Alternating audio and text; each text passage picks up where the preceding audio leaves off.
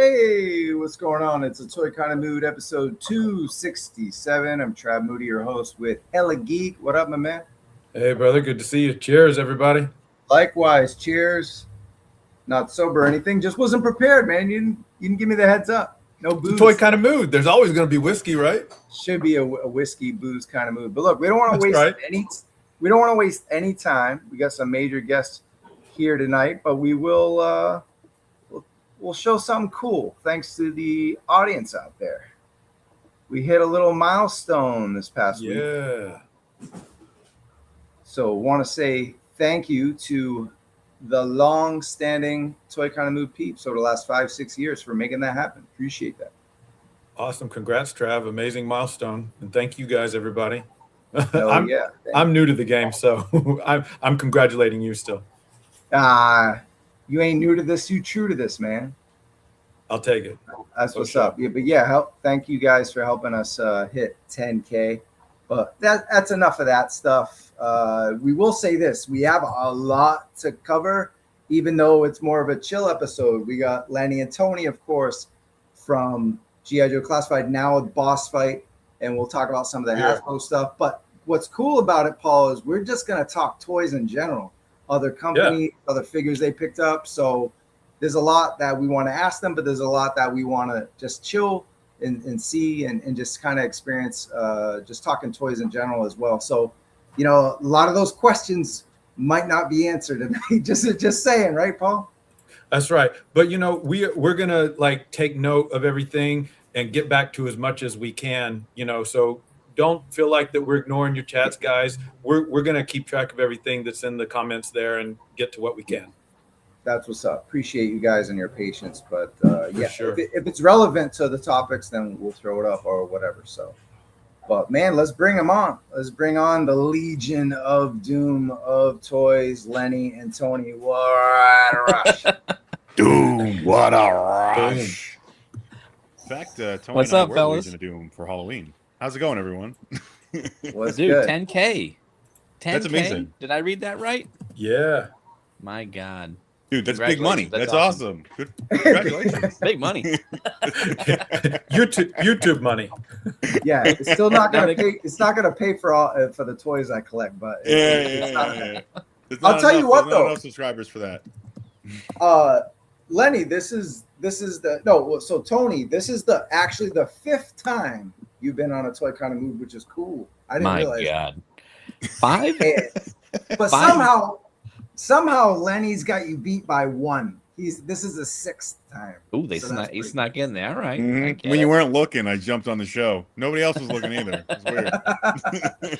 Yeah, and that's the thing. Nobody was looking back then. Yeah, because I think when you guys were so cool to us, it was we started this when Classified came out. Really, Toy Kind of Mood was 2000-ish, you know, and we just jumped along the wave of it, and we've been having that synergy ever since. So we want to, as someone who hit 10K, we want to thank you guys for being so cool with us and always being open to hanging out with the Toy Kind of Mood and chopping it up at Comic-Con and just always having a great time, man. It really helps us too. Thank you. I think the thank you goes right back because all the support. You know what I mean? Like, I feel like you guys have always been there for us and supporting us and like cheering us on and letting us know if there's a problem with figures. And it goes a long way, man. Feels good. Yeah, no, having people keep the conversation going. And again, me and Lenny had a small contribution to the overall brand, but that brand is what an amazing fandom that G.I. Joe has. So it's a testament to be able to come back on and talk a little bit about that and our new endeavors, and stoked to always see you guys. So Yeah. You're too humble, sir. You're too humble. I appreciate that. But look, does that speaking of new endeavors, does that office have that new car smell still, or what? 3 months in? Yeah. Oh Is my it 3 God, months now? Maybe a little over. Tony and I are a couple of weeks apart. Two twins, a couple of weeks apart. Yeah, they How is it over there? it's Right. incredible. They stuck me and Lenny in a fishbowl of a room, and it's just a whole bunch of nonsense and Yeah. amazing. Just us working together has always been a pleasure. So It's funny. We used to work across the building from each other, and we'd find each other in each other's offices a lot, because we worked together in Classified.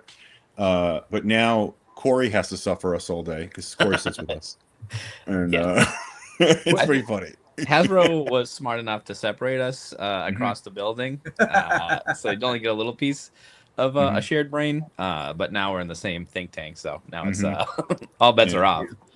Do y'all Shout out also to- have Chris McLeod in there too? In the Oh, same yeah, room? he's in the McLeod's in there with fishbowl. us too. How do y'all get anything done? We have 3 loud dudes in a room together, and one really smart dude who doesn't get crazy, but Corey loves it, dude. He loves Corey's it. great. Yeah. We break into song a lot. He It's loves weird. it. Sometimes we dance. It's crazy. Call me, a Little bit. little number here and there. I don't know if Andrew's down with it, but it's cool. He is. Yeah, he loves And it. you guys also get to work at home as well, right? Yeah, it's a hybrid job, which is really cool. Yeah, those are the intense kind of focus days, and then when we're in office, a lot of great brainstorming, a lot of good kind of just bouncing ideas off each other. Hey, you think this is working? Maybe if you do it this way. So it's a good work-life balance, that's for sure. Yeah, as a designer, I really like the environment because it's like, hey guys, I can't come in today because I got to get going on these boards or really focus on this design or troubleshooting something. But days where I'm like, hey, I really need help. Can you come in? And we just kind of collaborate on stuff and just kind of all hands on deck, figuring things out. It's an awesome environment. You said that Hasbro separated you guys, but I don't know. Maybe Boss Fight's onto something. They know not to shackle talent. Let you guys loose, and who knows what kind of creative genius will come out of that. Hasbro saw us as 2 beta fish that might fight Yeah. if we're in the same bowl, but No. Boss Fight sees us as 2 meatheads that can join as one. Yeah. Right? It's the Kelsey brothers, right? That analogy was disgusting and weird at the same time. I thought you were gonna stay with the fish motif. I was like, not beta, Nah, but I couldn't think of fish that don't eat each other. You know what I mean? I'm sure there's a fish that doesn't eat each other. Well, there's schools of fish. Let us know but I in the don't wanna chat. see us as a school of fish. Yeah, right. Let us Yeah, know in the- maybe Hasbro saw us as 2 fighting fish, but Boss Fight sees us as 2 mako sharks swimming through the Atlantic. There you go. Ooh, I like that. That's Mako just a sharks beautiful are dope, scene. dude. I think the Mako shark doesn't get as much love as it should be getting, as the '90s gave it. Yeah. You know what? The Mako, I think, is one of the fastest species of shark, if I remember. That's a factoid. That's a big time factoid. Fast as hell, that damn thing. I'm a bull shark guy. If I could had see- to pick. yeah. That's a They New are England shark. mean. That is a Like, mean All shark. right. They look, I they gotta like brackish ask. water. I gotta ask, did you ever consider the shark as a pet shark for Deep Six or something like that? The shark. I'll tell you right now, I had in the back of my head, I wanted to do Mara and a shark. Is what I wanted to make, and I had this whole idea. And then Deep Six and a shark. I wanted to do the Eel 2 with the robot sharks. That would have been like that crazy yellow. Remember that with the crazy neon eyes? I loved that as a kid. Eel 2. And I think it was like a robot barracuda or shark. I can't remember. Oh. Oh my god. Amazing. We'll get back to that. I They're trying put to the do the wrong best. slide. Yeah, I put the wrong side. I meant to put the Mara. You said. Yeah. Mara's awesome. Yeah. And Raven, you got in there. What was it? Well, Apple yeah, I something? want to. Oh yeah. I was gonna ask you Like guys these about guys. did you ever? Because we'll talk about the NPCs from Big Bad Workshop. They just Yeah, revealed those are those fun. last week, and they're using like the Big Pad launch pad, and they've reached all the goals in that. So shout out to them. But Oh, great! Congratulations. I wanted to ask you guys about your own NPCs. It's something we haven't seen too much. Did you ever? You got your legacy police, ESU, rescue firefighters, and stuff like that. But was there ever like serious development with civvies? Like some of these folks that we see on the screen. It was weird. The philosophy was kind of to stay with the more action oriented characters, if that makes sense. Yeah. Like the more like characters that drove an episode or drove a comic or like just aesthetically look like they're more aggressive, if that makes sense. So civvy clothes, when you're managing a budget was like, do people want the guy in civvy clothes, or do they want like a Cobra Law Royal Guard, right? So then you'd have to make the judgment call. That makes sense. Did we want to? Hell yeah, we wanted to get into civvy clothes. It just was a matter of like when, you know. It just so happens that the universe didn't allow us to get to that as a team, but maybe the team will. Right, like the Crimson Twins, everybody wanted the suited bodies. We saw them from Super 7, but then we didn't see them from yeah, that was definitely it kept on being on the list, but then it kept on getting moved around, and or like, because that suited body would have been perfect for a lot of characters, right? Almost anything you could think of was on this like fictional kind of ethereal list that we had, and you know, some were pitched, some were kind of just a twinkle in Lenny's eye or a twinkle in my eye as well. But yeah, there was a monster list of, my God, this brand is just never ending, and it just keep going and going. And I hope to see more and more of that stuff. Yeah, and I think they can. I feel like it's like it's what it is by design. It's like Transformers. Like Transformers by design is like, it's designed to always be refreshed, and there's so much content. And the same thing with Joe. And it's like, I think there was time for civvies. We were starting to get into them. We wanted to get into them. It just, you know, priorities. Yeah. Well, speaking of refreshing a line, you know, that I was showing you, this is, I've been having a lot of fun with this character. Yeah, we got Sundown here, and he's so much fun. Thanks again, Trav. This was a gift from Travis at Comic-Con. Oh, sweet. But this character got me thinking. I was curious, like, what was the development process like when you were introducing a new character to the line? Like, were there certain parameters in place from higher ups that were like, well, it has to be this, this, and this, that you, or did you kind of have carte blanche, and who'd you have to answer to? Like, it was, I think it was a little bit. It was carte blanche, and then like sharing with the team. So originally, I was playing with this idea of like introducing more cyberpunk into the line, because I feel like military cyberpunk works well, and then like everything going on with the world today, Synapse. It's like all the AI. Synapse, yeah, it's like all the AI stuff. You notice on Sundown, he's got like a little reader. So he's a bounty hunter with a little reader on his form. So it's like a little touch, but I wanted to keep him cowboy.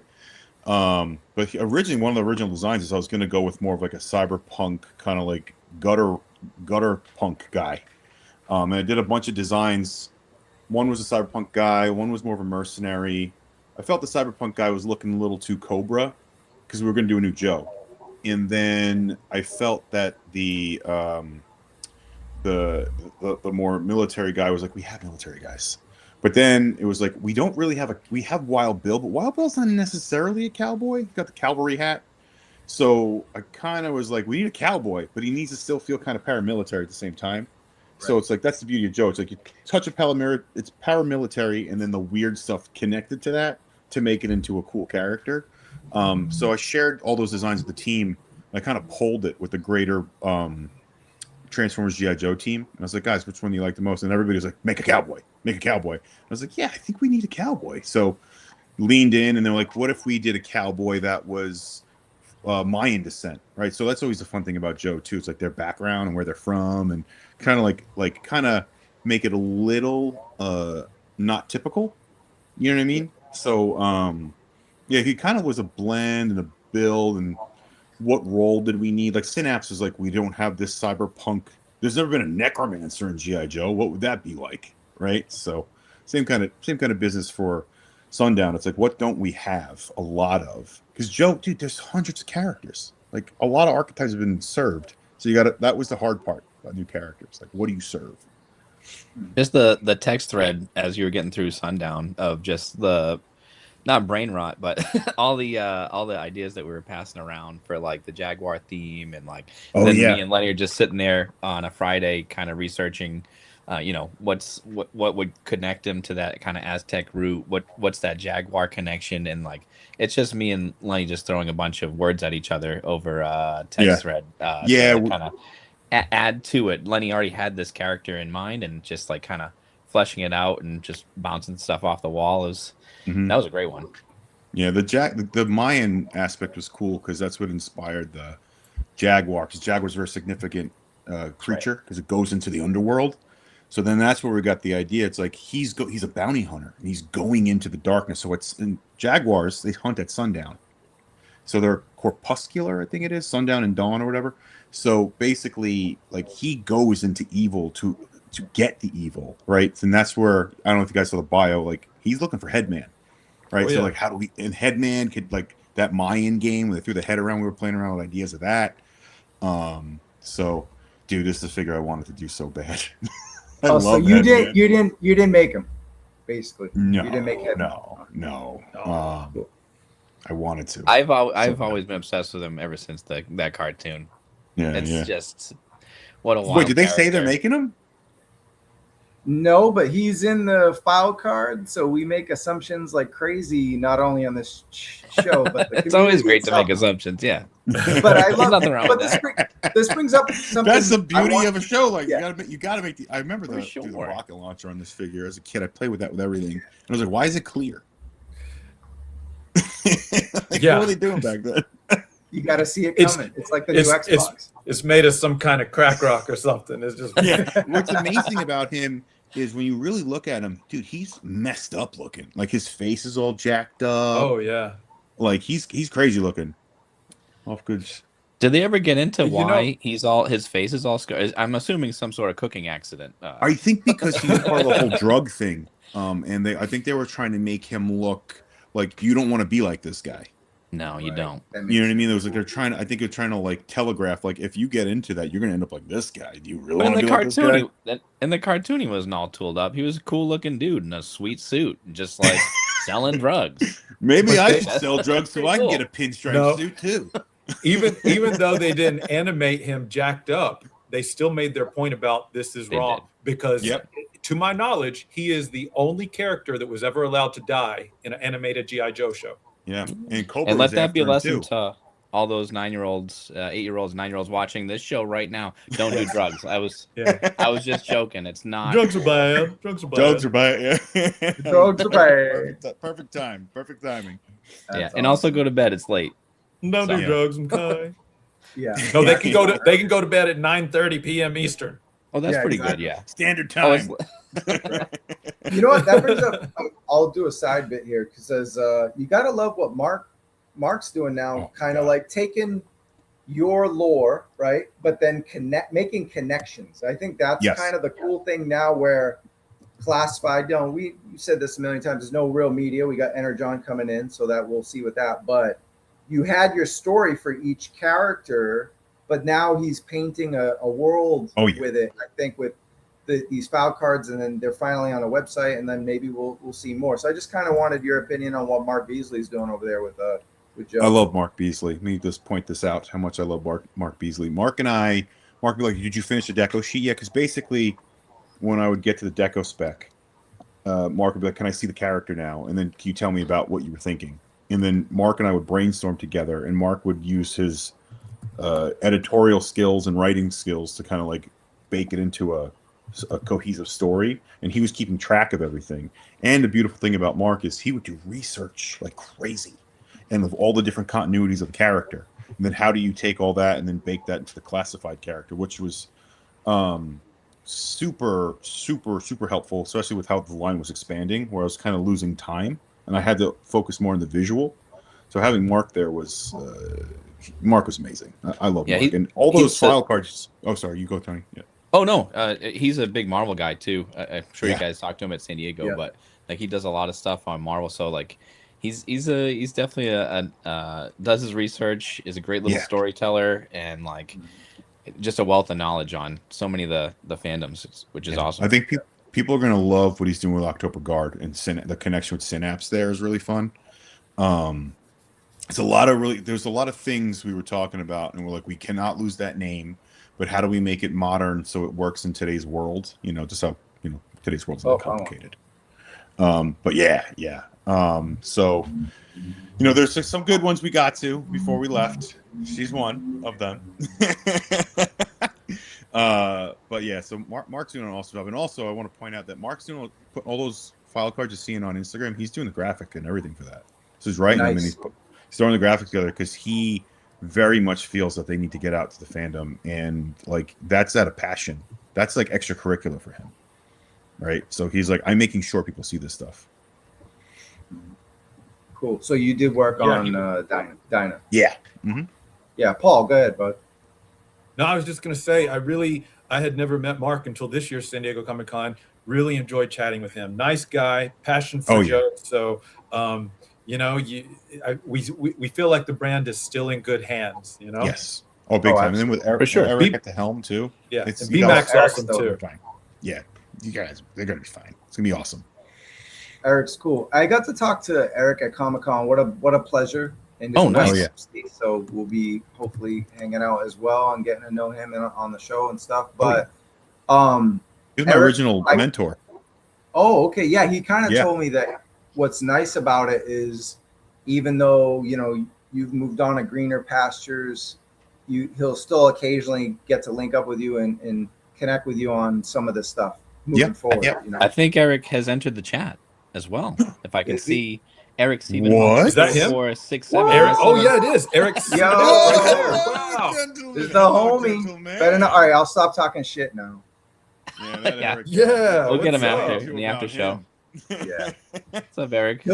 He's in the chat. I don't even have to ask That's you about awesome. him. He can answer it himself. But what do you think? No, I'll get right to it. What do you think Eric brings to the table that something different than you did, like an element that you know of Eric as your mentor?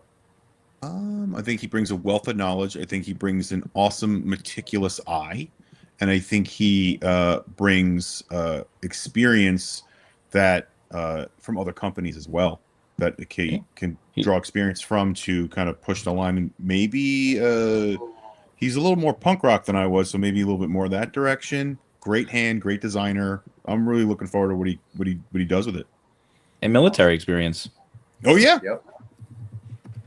That was could something come in handy. We talked about. Yeah, something we talked about on the show after meeting Eric. Yeah, call me crazy. Was like crazy.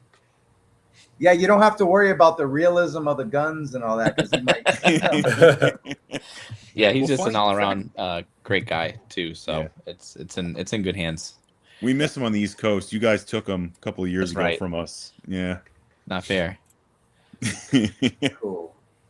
All right, I want to circle back a little bit and then we'll come back to Joe and some boss fight stuff. I want to talk about these NPCs. I keep having the wrong thing on the screen.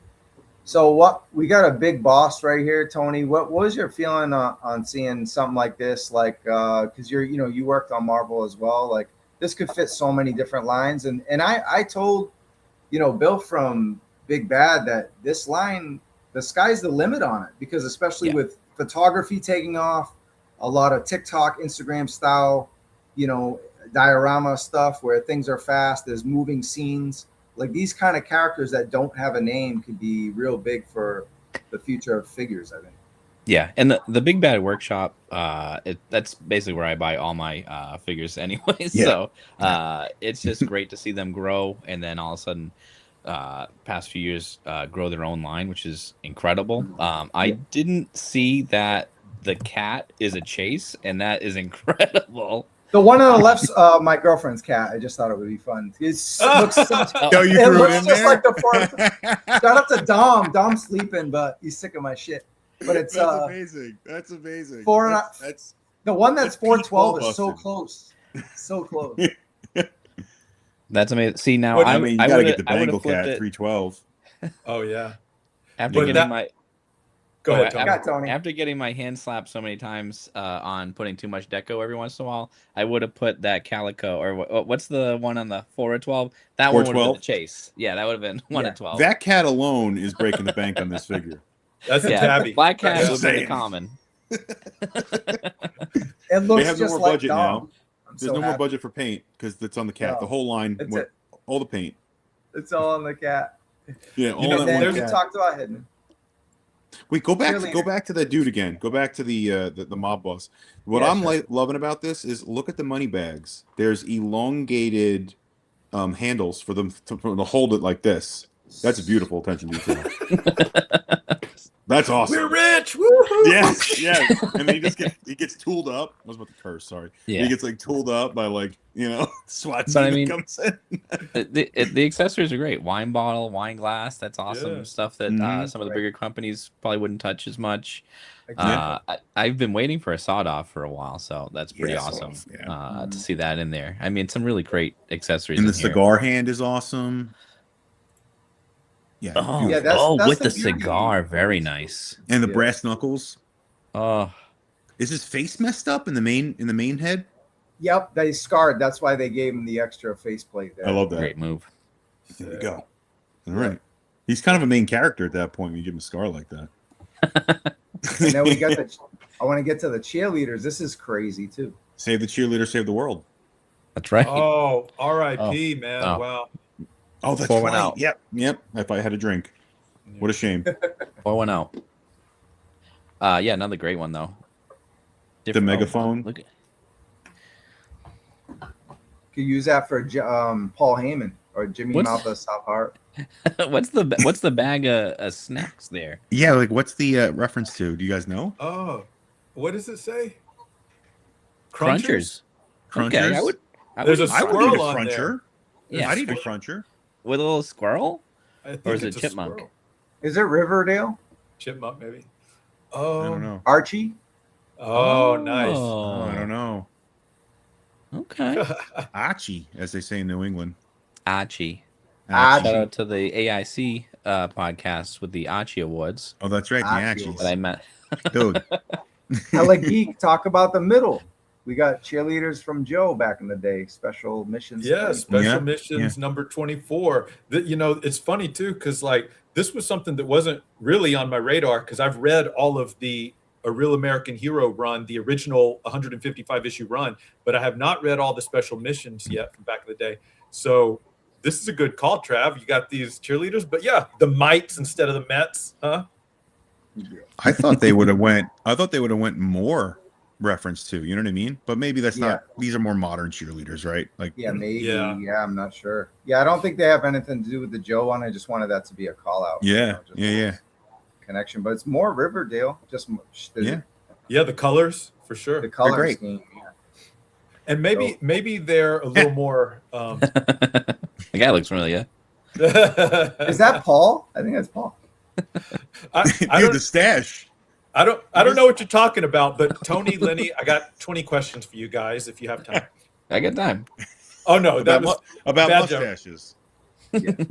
Yeah. Yeah. So he looks a little familiar, but yeah, Tony, you a want little to take bit. a swing at this one? I mean, again, I'm an accessory guy, so you're getting tons of stuff here. Who doesn't like a good piece of pizza? I don't know if we've gotten much pizza since Pizza Spider-Man, the Pizza Slice Spider-Man. So that's like good to see the donut. As someone shouted out in the chat, that megaphone would have gone great with the Legacy Police Officer. Now we've got some donuts in here. Yeah. Like, we could really fill out some of that collection there. Yep. Dude, the Uh, cigarette, the 70s newscaster, what's his name from Joe? I always forget. Hector, what's his name in GI? Right? Ramirez? Yeah, that's right. Ramirez? Like- I always forget his name. But with the cigarette, it's so Anchorman. It's so good. yeah. Well, there you go. You get the news Booyah. anchor. Oh, amazing. Dude, Late night. the lanyard is great too. Lanyard's great. More pizza. And more importantly, the spear, the trident. Oh, I didn't that's even notice fantastic. that. That's amazing. More Anchorman references. Yeah. Yes. You called it. I killed a man with a trident. Yeah. You better lay low.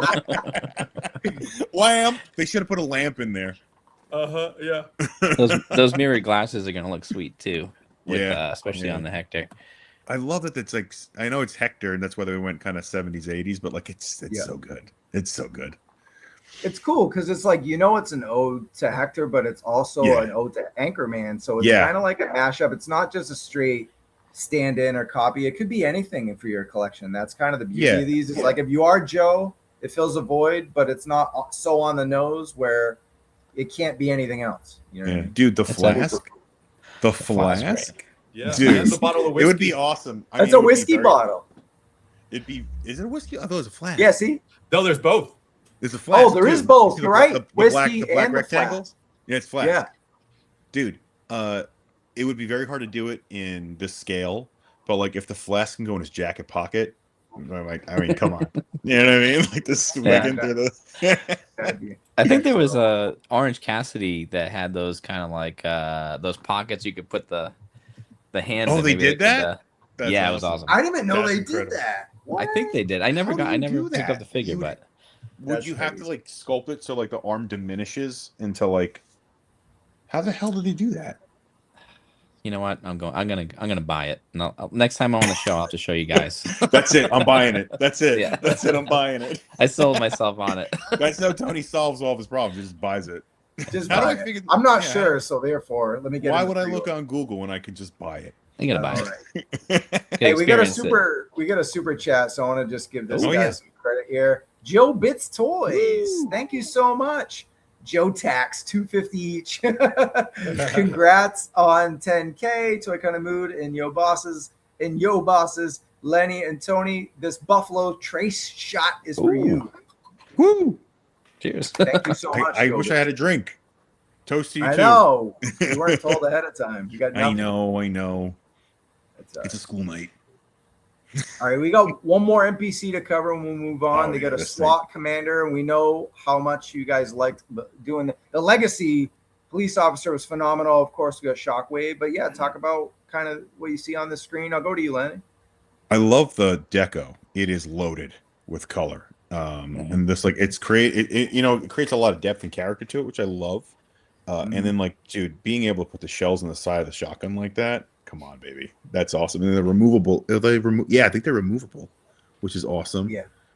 I saw this guy real quick on Instagram. I haven't really like dug into him, but he's great, man. He fits perfect with Joe. Also a Monster Force, so it would work perfect with Monster Force as well, right? Like Punisher. dude, look! Oh my Yeah. god, look at the accessory pack. More Yeah, donuts. that's the separate accessory pack on the right. Yeah. Dude, they got the chocolate glaze. I love a good chocolate glaze. Chocolate on chocolate? Hell yeah. Oh, yeah. Oh, the badge More- flash is awesome. The badge flash hand is The great. badge flash is That's awesome. super And I fun. like Yeah, that's good reuse from Bulletproof. Oh, dude, I like the unmasked face. He just looks like he's been through it, man. Like Right. don't Yeah. try to pull some shit on him. He knows. He knows. You know what I mean? Like this experience And he doesn't- that face. He needs a little a talk bubble that says, "I'm getting too old for this shit." Yeah. They gotta make a Riggs. They should make a guy with a feathered Nailed it. mullet. You know what I mean? Nailed it. Yeah, and then they have the different alternative unlock that they had, because they had like unlocks. As long as enough pre-orders went through, they were like, all right, we're going to give you guys Oh, more cool. stuff to either. Some of them were free, you know what I mean? Like some of the unlocks were like, all Yeah. right, we're just going to throw this in, and some were like, all right, you can cop this. I believe this was a bonus one. So, Yeah. and The then they have hat's the awesome. operator instead of the other ones. What is it called? The commander. And then Yeah. now this is the operator, so you can build your Yeah. army for a little cheaper price. So that's pretty. The hat's awesome. like- and I like that. Sorry, I didn't mean to. I keep on. Oh, Very no, good. Len. I like that they broke the head out, because I mean, if you guys remember on why am I having a brain fart on Alpine, the hat, there's that like ledge that happens. So it's so hard at that scale to not have ledges like that. So I love the top of the head is just done like hair.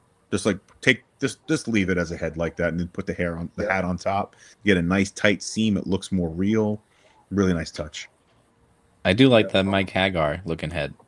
Yeah. We get out that in the there. chat yes. a lot. Yes, get- dude. Oh, yeah. 100% Final that's fight. Hagar. It's got to fit on a big body. Yeah, this guy's not as jacked as Hagar should be. No, Yeah, it would be no. something But it'll else. probably fit. I mean, if the ball socket's the same on all the heads, we're cooking with gas here. That's yeah. right. Oh, You know? you know what? There's a backwards hat too. I think right there. Yeah. Right? Yeah. I think you can put it on either way. Maybe if the key on the top of the head is uniformed all around, you could probably do it. But if it's Oh, nice. if it's flat on one side, you won't be able to. So hopefully it's just a cylinder on top, and you'll be able to spin that thing around. Yep. Dope. Cool. All right. I think that kind of covers that. Paul, Those you got rad. anything else to clean up before we move on to the next thing? No, man. We're rocking and rolling. Let's keep this ship going. I wasn't going to get the yeah. NPCs, but I think now I'm going to get the NPCs. I think I'm. There's Look at you that. got about 20 days or so. You can make it happen. Ooh, Yeah. Look Yeah. at- Look at that, Mr. Murphy. We're selling some figures for you guys. Yeah, So, yeah, I got it. I have to. And I have to ask you guys yeah. about red. I could ask you guys about Red Shadows. That's another element. You know, you guys are close to Chris, and he comes from the Action Force world. Was you know, we got Big Ben, and we got help me out here. Begins with a Q. Quarrel. Quarrel. Yeah. Yep. But Coral. Sorry. Right. Were the big baddies ever under? Do you guys ever consider or heavily consider the Red Shadows in classified or weird British? ownage stuff with it? Yeah. So there are certain characters that I think don't fall under it, but then there are certain like it's weird. I remember because I was interested in it, and when we looked into it, there's weird licensing of who owns what. Okay. So it's like certain characters are owned by. So it's like this weird, like, also, I mean, all the RoboSkull stuff, like they're doing such a good job. Like it's being served really well. So it's kind of like maybe not do it. Oh, dude, Cyberia. Yeah, she's great. Come on, baby. Oh my God. She's so good. Oh, I saw her Joe Fest, man. So good in hand too. Like really good figure. And I love the, that effect they're doing on a lot of the drones. It's so good. Yeah, they're coming out with some great stuff. I was lucky enough I think Lenny brought me back one of the figures. Yeah, I think I brought you back the Assault Trooper, if I remember. Assault Trooper, yes. Yeah, Corey worked on that one actually. Oh, he did? Oh. Yeah, Corey did all the weaponry, I believe. Nice work, Corey. Yeah. I'll tell him tomorrow. You should. Yeah, that's the one in the middle right there. Yeah, the one in the middle right there is Assault. Yeah, the backpack opens, I believe. I haven't opened mine up, but I remember when Corey was showing me, it all opens up, and in Corey fashion, everything works beautifully, right? Like, and again, if I can give flowers and talk him up more, because we love Corey, he's a genius, that boy. Yeah, and he's great. If you want a figure made right, you go to that kid. He does. Or a throne, right? Or a throne. Or a hooded Cobra Commander. Call me crazy. Nice. What I liked was you guys did that interview with Dan Larson, and it saves me a lot of time because I can skip Yojo June and tell everyone to just watch that. We can talk more about what you guys think of the Comic-Con stuff. So we'll talk about that. But you know what Cyberia reminds me of? Chameleon. Yeah. Oh, yeah, a lot. Dude, this figure we really wanted to do. Chameleon, what a smart take on the character. Right, because the whole run with Baroness and like the fake Baroness, like it was like, and then like it was probably Joshua over there at Skybound was like, I got an idea, we can actually make her into a tangible, her own thing. And then like they were even bold enough to be like, no, let's change the design a little bit, like made her blonde instead of having the raven hair, and like it's a really nice take. Really bummed we didn't get to make her. Tony, what do you think of Chameleon and Energon, just like that potential for Skybound and Classified in general, that relationship? Yeah, I just caught up on the Joe series last night. I finally got to my comic dealer and picked up months of issues. That one hurt. I'm 2 months behind. Yeah. Oh damn! 25 was amazing, guys. It's bad insane. When like. Well, we don't have BMAC feeding them to us every day. You know what I mean? Yeah, like, that's right. Feed them to us. Yeah. I know it's bad when all of a sudden he'll like go to like, the pull rack and he's like, "Oh, that's right," and then he goes and pulls my own small comic box of my own books. So I'm like, all right, that one's gonna hurt. But yeah, all the crystal ball stuff was fantastic on this new stuff. Yeah. So. Dude, Mistress Medusa, Madam Medusa. Oof. Major? Dude. Major? I think it's Madam. Madam. Major. Dignified. Tech Valkyrie. Yeah. It's really cool. Yeah, that sword, that little sword bit in there was awesome. That little jailbreak sword stuff was, I don't know, it's fresh on my mind. So it's super cool to see that stuff. We're ruining it for Paul. Sorry, You're Paul. like me when they were talking about Obsession for months and I didn't watch it yet, and I'm like, I can't hear any of this. Yeah. You're like, no. Why do you do that? So Len, was Rugged Duke an answer to Energon? Because there's obvious vibes, but there's still vibes of like Resolute and originality too. So like your take on that. He's kind of an answer to how I wanted Duke to come out to begin with. right? Yeah. So like, you know, there was a lot of like, I mean, a lot of cooks in the kitchen when you're first making a line, right? And we had Duke is a little more, very much more military in the first design of him, but given the research and stuff, like maybe we should go a little bit more cyber with some of the details on him. But I wanted to make a rugged military dude, right? And I think it just so happens that he looks like Energon Universe. I actually was more inspired by Resolute Duke. And then I had watched the movie Extraction, Chris Hemsworth with the beard, and I'm like, how cool would it be if Chris Hemsworth was Duke?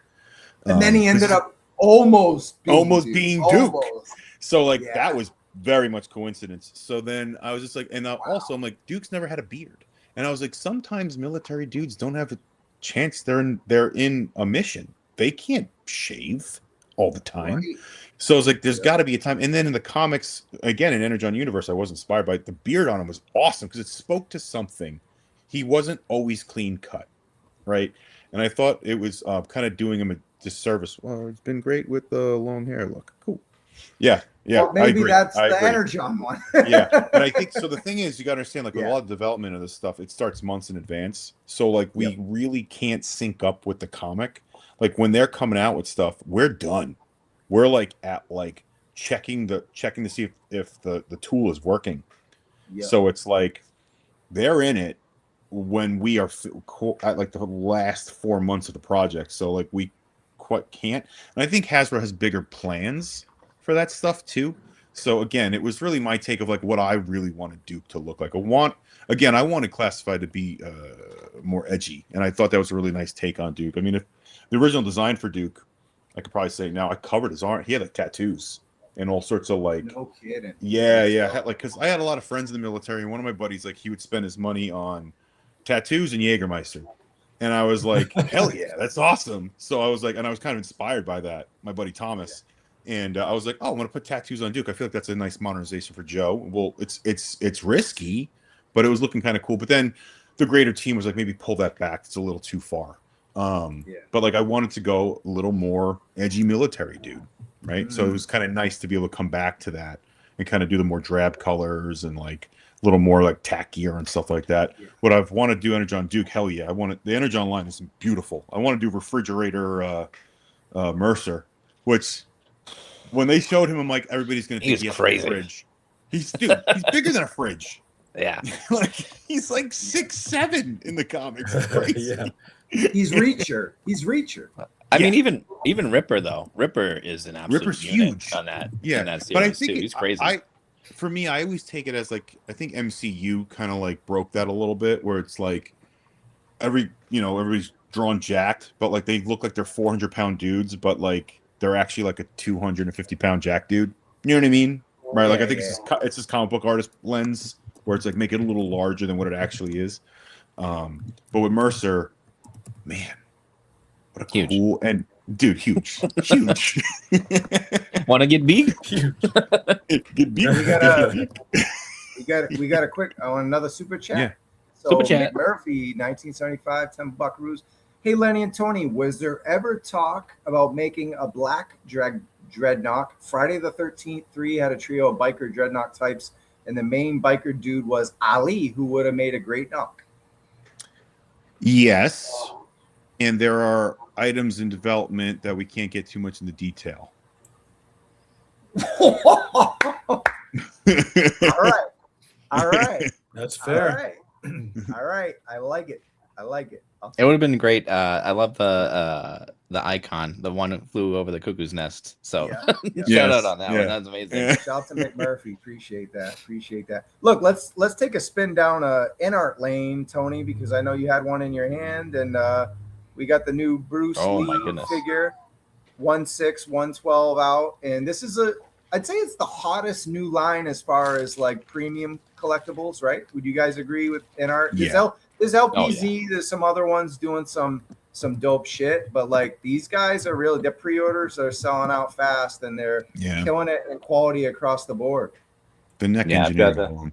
I've got the Batman here, and this thing is just absolutely beautiful. Obviously, all the accessories are still in the box, but unbelievable sculpt and detail and paint. It's just what an awesome line to see DC in this light. It's just super crazy detail. Oh my So God, I'm excited about that Bruce Lee for sure. Absolutely. Yeah, Lenny, what do you think about what they're doing over there at InArt Studio? Oh, they're with some of crushing the it. figures? They're crushing it. I feel like, to me, they look like sideshows that went in a shrink ray. Yes. But then the engineering is even stepped up. I was mentioning earlier when we first put on the screen, like the neck articulation alone, like the way it looks like the skin is just pulling up as he looks up instead of it being like on a ball. It's on a ball socket, but the way the sculpture is that like the throat kind of like travels with the jaw as it looks up, it's incredible.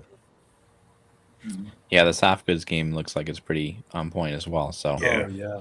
yeah, it's Also- it's nice to be inspired by all this stuff and how you can bring that to market on you know, at Boss Fight. What can you pull from this? And that's Yeah. one of the best parts of the toy community and designers, and we all know each other, and it's like kind of Mhm. I'll steal a little bit of this from you, you steal a little bit of this from me, and like it just, as the industry, I mean, in the past like 10 years you've seen incredible leaps and bounds just like of growth, just from just design wise, and even just the engineering catches up from the factory Yeah. side. So Mhm. it's pretty incredible as those factories kind of upscale their capabilities. You get to see that in the product. You know, it's not the same factories that technology that we had when we were kids buying these things. So Yeah. the limits kind of gets raised every so often.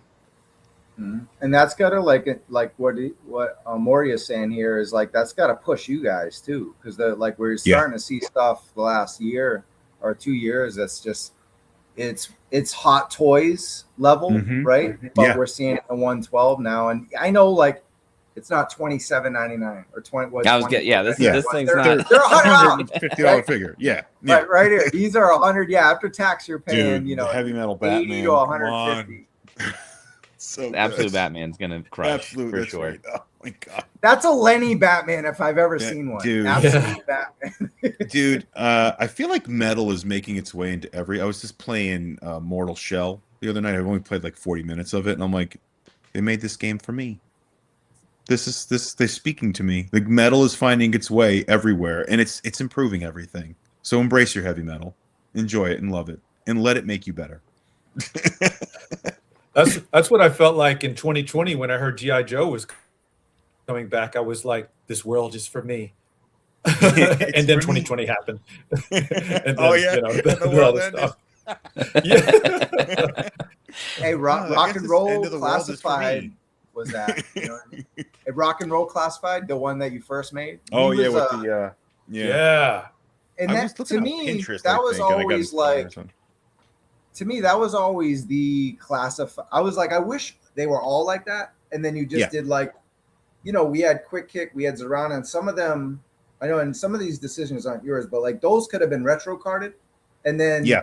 Rock and Roll was like, that's a classified one. Rugged Duke is like your vision of G.I. Joe is what we call classified up. And to me, some of the figures ended up regular, but they could have just been retro. You know what I mean? Like that's Well, it's Yeah. interesting. So I've thought about this at times, and it's kind of like we're getting consumer feedback as things are coming out, and there's that like 15-month gap of how you're doing stuff.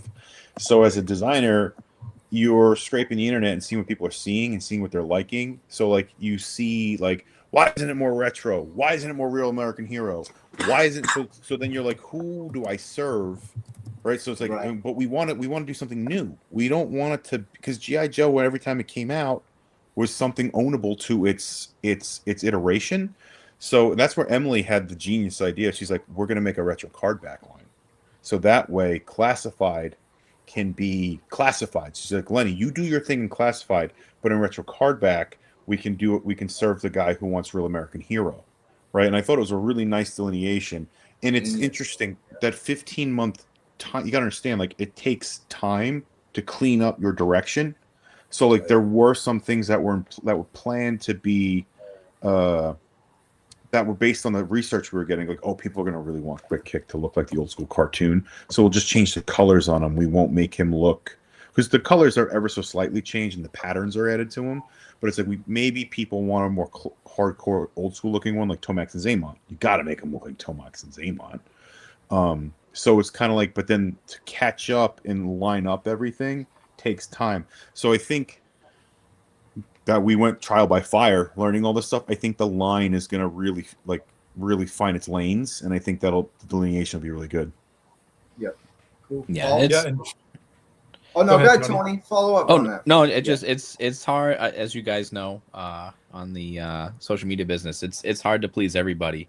So as you, like Lenny said, as you're scraping these comments and finding out the feedback and talking to people at chosen events and kind of like getting that that live feedback, it's definitely weights balances it out. It's like, how are you getting to that? How do you want this? Yeah. I want it this way, but I don't like it this way. So it's tough to like scrape some of that information out because some voices are a little bit louder than others. Absolutely.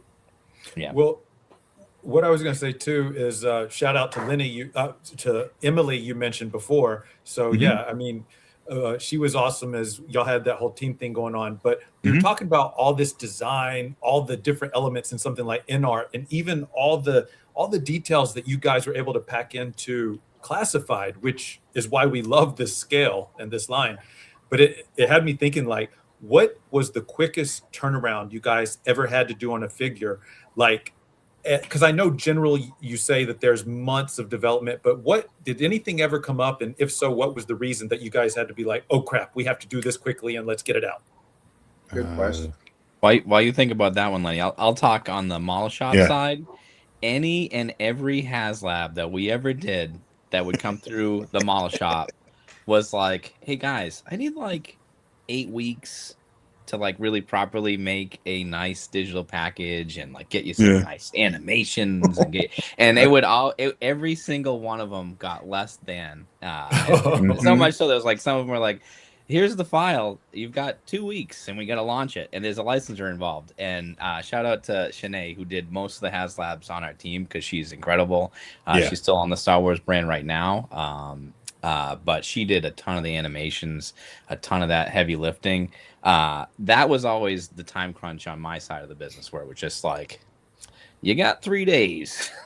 You got like, okay. If you know, even rendering a figure out takes 2 days.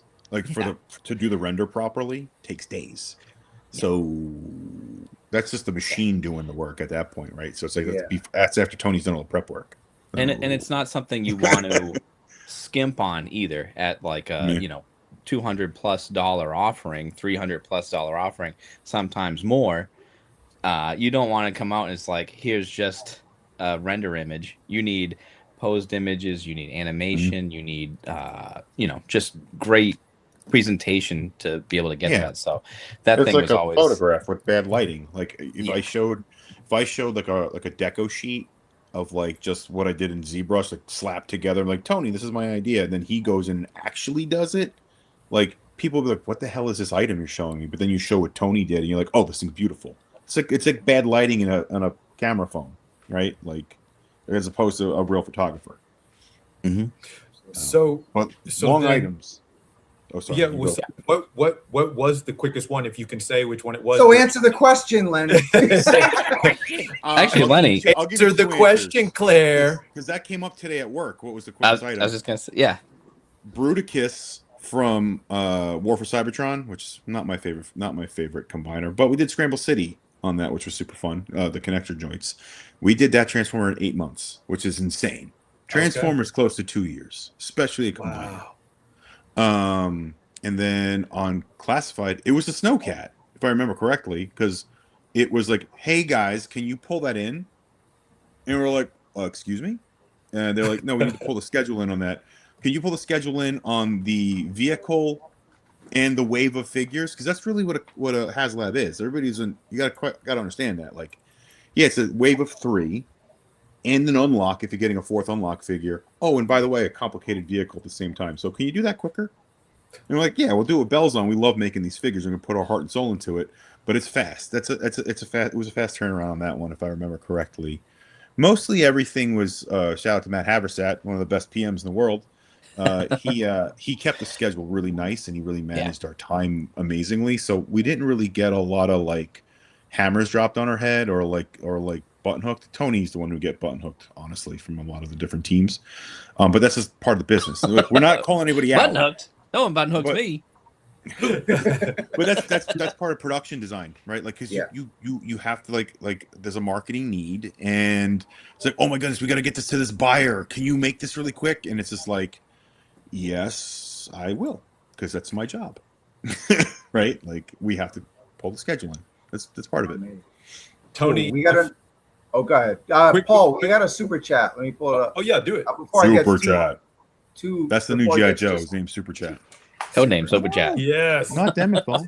Well, does he throw a football? Super Pro chat. Here we Super go. Pro.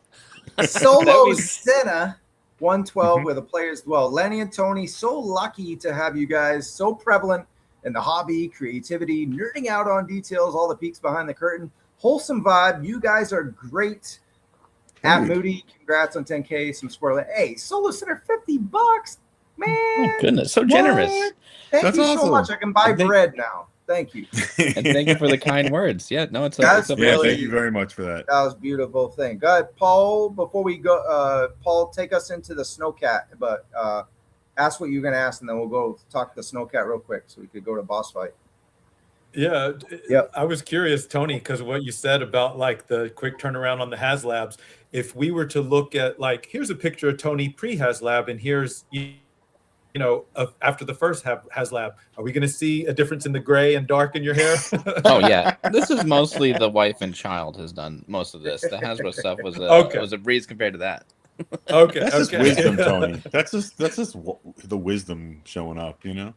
Yeah, for sure.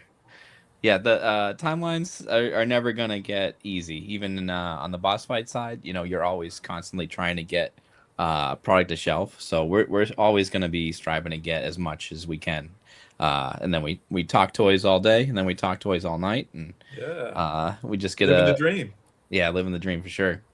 Yeah. With how much you guys have to, work on stuff, just hanging out with us for a couple hours means a lot. I want to say thank you. I'm going to say thank you again. Well, thanks for having us. I want to really appreciate you guys hanging out today. No problem. My PM's just gonna have to chill a little bit on the project management for tomorrow.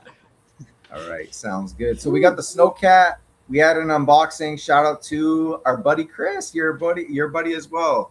Boss fight. Full force, yeah.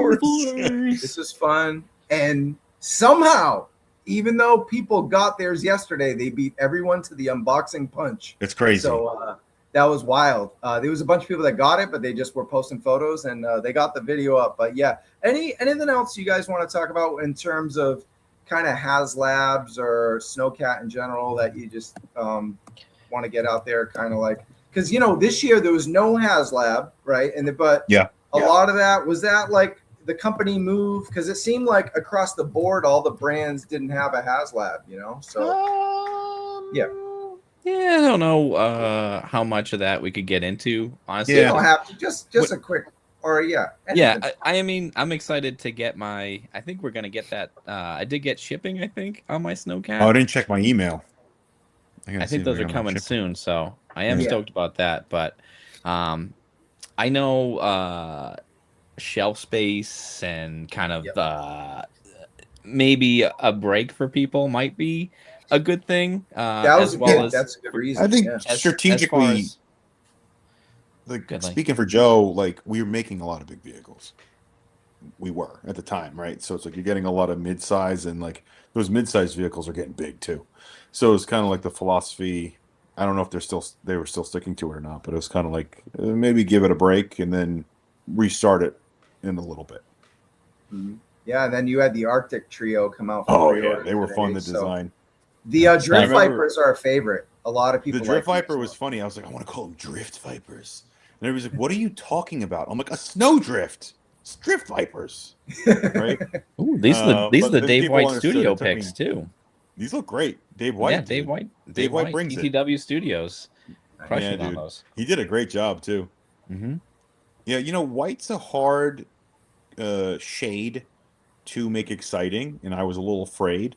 But I'm actually really, really excited with how they came out, and I think it was fun to be able to use the wolf pelt again. I love that sculpt. It was kind of nice to get it to work. It works great in Saw Viper.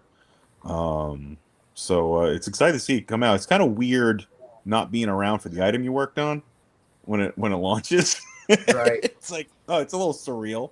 But I'm pumped about it. I hope other people are too. You know.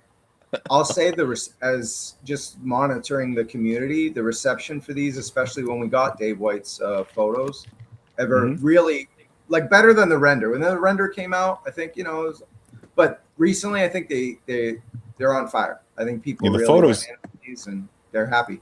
Yeah, photos do so much work. Dave White's in the chat. Dave White's in the chat. What? Sitting there talking about how his photos are fire. I love it. Is he in there? Awesome. Yeah. Oh my dude. What did I? Hell yeah, that's awesome. I love that. Right here, There he is.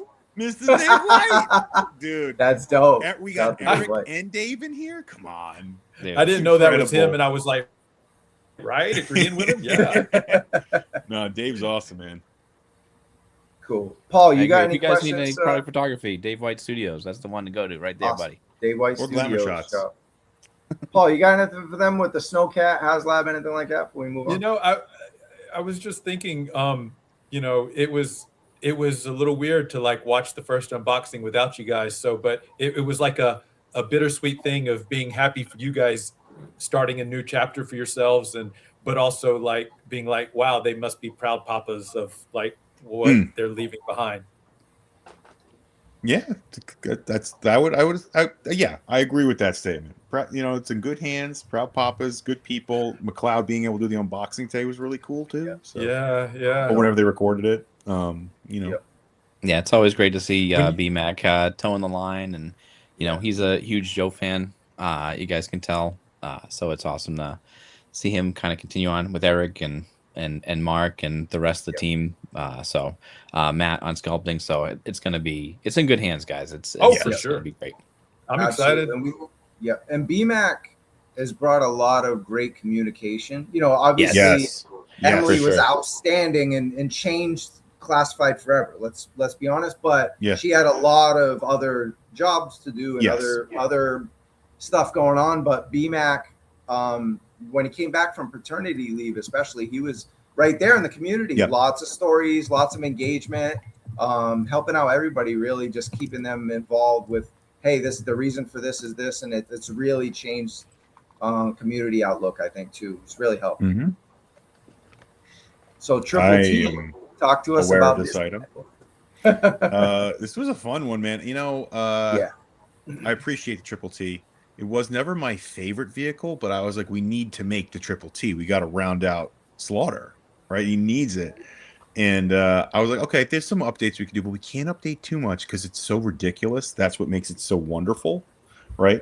But I was like, the one thing for me, I was like, it needs like a bulletproof glass canopy. I remember the cartoon when I was a kid. I'd be like, dude, he is driving into a battle with no protection. It's just like it would always blow my mind as a kid when he would do that. I was like, all right, how can we update this without overdoing it? And that was it. And then, of course, it pops right off, too, if you want to have the old school look, too. But it was super fun to do, and I also want to get some 80s nods in there, and that's what the back weapon storage. I was like, it'd be cool if he had like a little diagnostic CRT monitor. I also love CRT monitors. I was like, what if we put a little thing back there and he can kind of like, run a diagnostic on the vehicle and all that. But yeah, he was super fun. We were going to push him a little bit more in some details, but we didn't want to go too far off from what his look is. But yeah, super fun offering.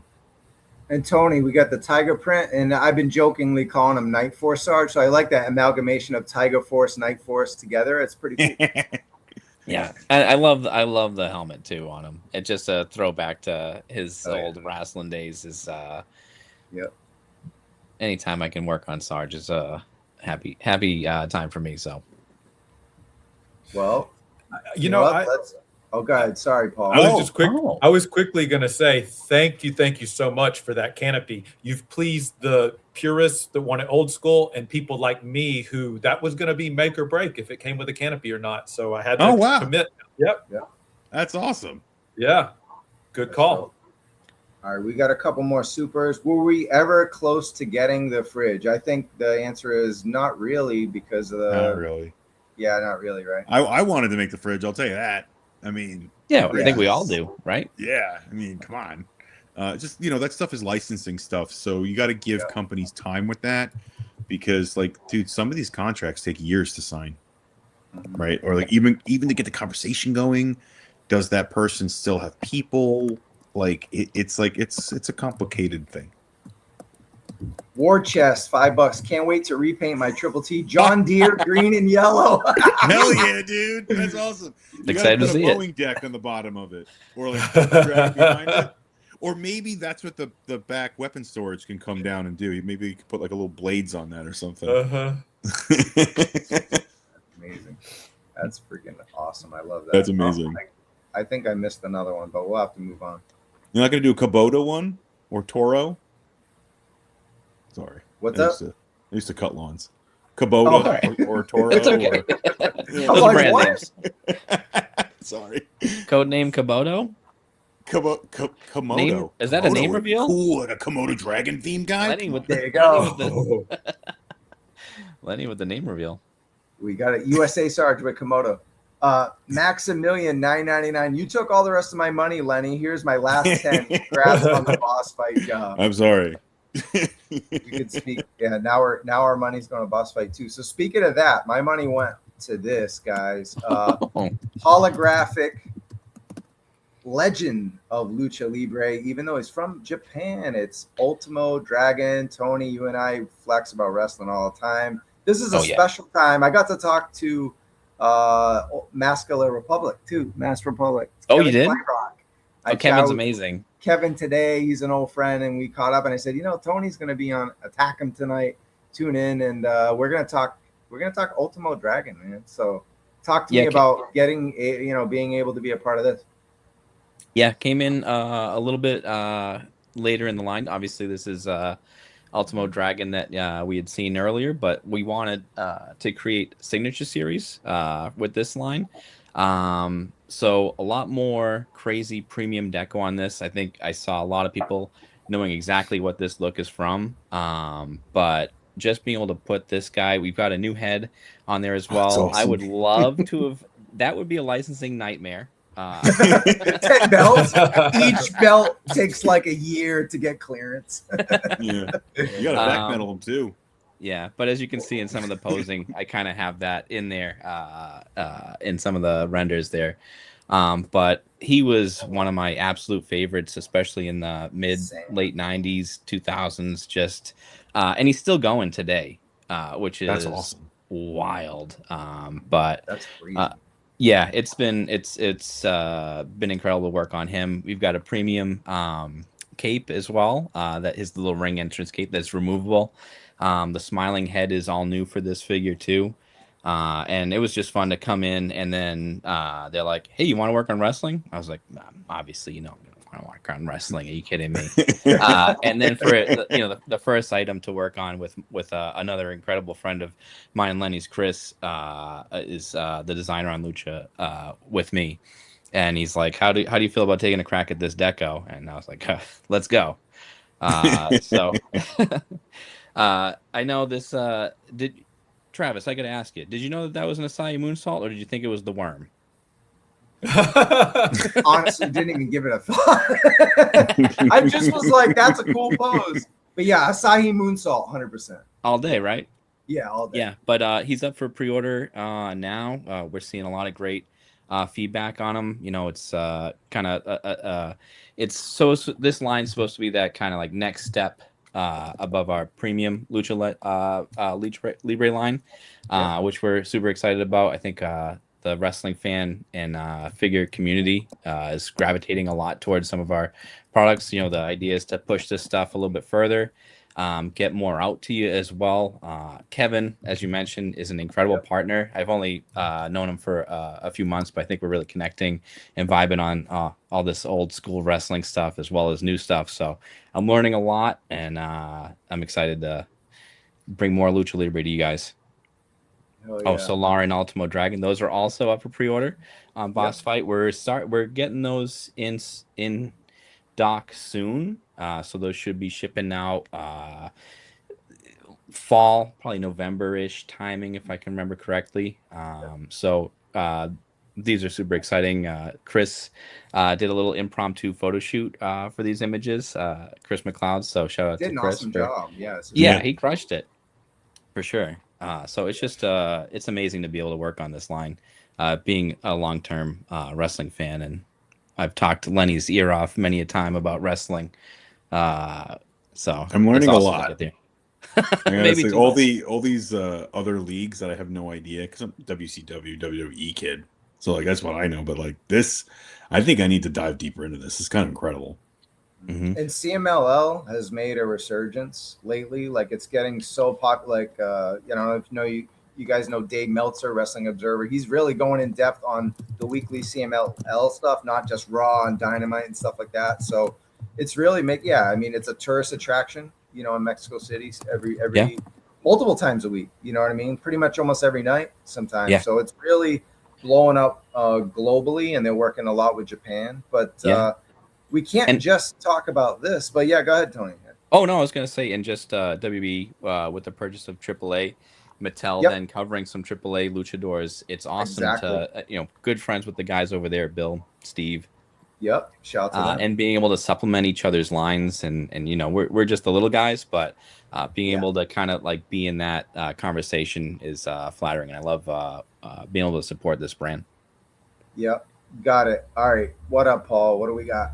Well, this talk about Legends Lucha Libre, my question for y'all is, from what I know, this is the only line so far that's kind of done some world building, but can you say if there's any plans to introduce mounts or vehicles or other Dio pieces, either for more of this line or the other boss fight lines? Good question. I would say we are. I mean, what's the cadence? We want to build out worlds. I mean, that's what I love doing. I like to kind of storytell through the accessories and the gear. Right. So if I have my druthers, I'd love to make crazy 1/12 scale things. If that answers it without answering it, you know what I'm saying? Oh yeah, So, I mean, we said, the brainstorming fishbowl that we now live in. so cool. It's like, what if we make this? Oh yeah, that'd be amazing. What if we make this? It's like so many. I think it's my favorite part of the job because it's Oh like yeah, Tony, Henry, Oliveri, like Andrew, like and the other guy, the guys who are not even in design too, like who are like in the like other groups, like everybody is so into action figures. Everybody says something and then gets excited about what one person said and then brainstorms and like, what if we did this? Oh, could we do this? And then somebody will jump on a concept and then we'll share it. And like, what if we handle the line like this? It's really it's exciting because everybody's so excited about it. We're all like kind of like it can happen similar... a lot. It can happen a lot quicker. Yes, a lot quicker here, which has been. Yeah. I mean, that's a dream. Like, there's been me and Lenny have been many a meetings where we're like pitching something, revision, pitching. I've been in a meeting where like, what if we did this? Like, put it in the line. Like, okay. Yeah, and that was it. Like one day, Corey and I were getting lunch. Tony and I were getting lunch, and Corey looks at me and he goes, "We getting away with something?"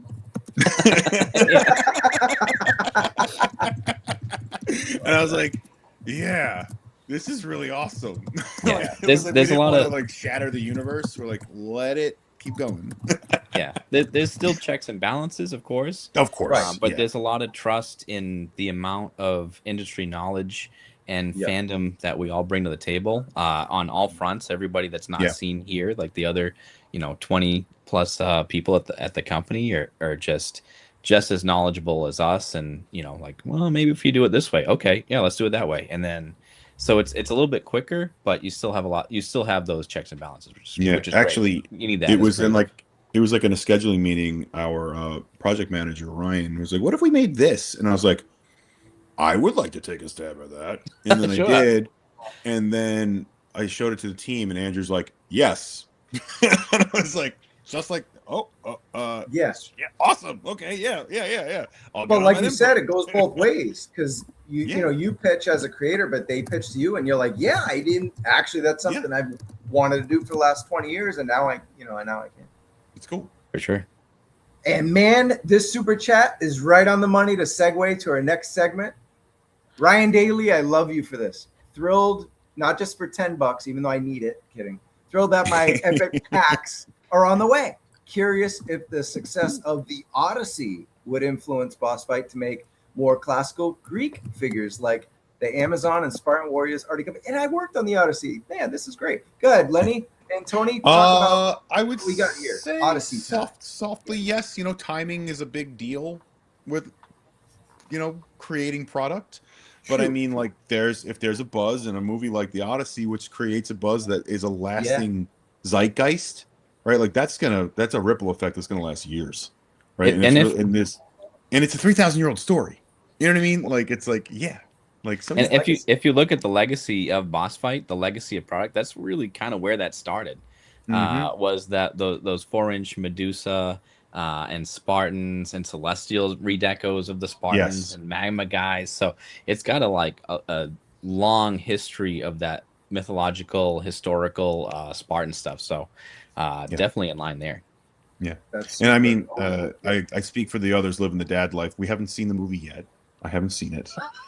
But I'm sure when I see it, I'm gonna walk out of it and be like, I need to make things. I have to be ready. I'm watching for Travis the whole time. So do I have to get good an luck. IMAX? I was there and I was in most of it, but it's hard to find me. Do I need Waldo? that IMAX ratio to see you, or can I see this in general theater? What's the timestamp that we could see you in? There's none. The timestamp is 3 hours and 2 hours and a half. I'll tell you this: it's the interiors of because I was not a pursuer. What are they called? What's the word? Help me out. I'm losing my mind here. What are they called? Help me. Come on, Mr. Film, hella geek. You know what? I just got back. I lost my connection. And Not missed the pursuers. A persuader. What are we talking about? Silver tongue right here. A silver tongue persuader. Oh. Come to the Trojan horse. What are we talking about? The Spartans will not win this battle. Is that the ones that are going after Odysseus's old lady? Right. There's a specific suitor. Thank you, Phantom Shade. Oh, suitors. Suitor. When you look at a suitor is kind of like a persuader. You're persuading someone. You were like, hey, girl, to be suited. So all the interiors in the like little castle or whatever, in the suitor where we're suitors and we're dealing with what's going on. I'm in almost all those scenes. It was crazy. That's just awesome. Like even if you can't really see me, I'm background and stunts and stuff. But even if you can't really see me too well, just watching the movie and being like, dude, I live this, and then being able to see what was going on upstairs, downstairs, out, and the rest of Greece, Rome, all that stuff was amazing just to see the other end of it because we spent 13 days in that place. Dude, that's awesome, man. 16 hours a day, so we did a lot. It was fun. That's wild. Yeah. It was Very good. cool. And I see people in the chat being like, I missed the Joe talk. No, you didn't. We're not done yet. We got some time. But look, we're gonna stick with sandals and swords because Epic H.A.C.K.S, these are crazy, man. These are crazy. Lenny, talk about your role at Epic H.A.C.K.S and Sorozoic. I believe you're doing both of those lines. Are you the lead designer on those? And then So on Conan, that's the illustrious Chris Oliveri, who's doing these amazing, beautiful, taking our breath away figures. He's doing such an amazing job, and every time we get something in, everybody's like, "Oh yeah, I can come into the office today to help you review." You know what I mean? Like, Chris is a very good friend of ours. We've been in the industry with him for 20 years. Lenny has known him way back before that. But Chris has been at Hasbro. He worked at Disney. He's worked at a bunch of other companies. Back at Hasbro, all kinds of stuff. Now he's over at Boss Fight, being a persuader. For me and Lenny. Buy these figures because they're amazing. No, or is he a suitor? Or a suitor? Well, a little bit of detail because Chris worked on G.I. Joe for a while. Actually, he worked on the 2012 line, so he worked on Renegades and Resolute, if I'm remembering correctly. So Chris does an amazing work. He's an amazing figure designer, and I think the detail, like even the axes, and like he's going deep into the comic world, but it's a nice blend of taking the comic book designs and kind of pushing them a little bit more. So, like, as you can see with the axe design, I'm not sure of all the different cultures within the Iberian, whatever, I can never say it right, within the Conan universe. But like, Chris is really embellishing on those designs, and you can see it coming across here really beautifully. And also, like, I noticed a lot of the armor that he's been working on. The paint work on the armor is incredible.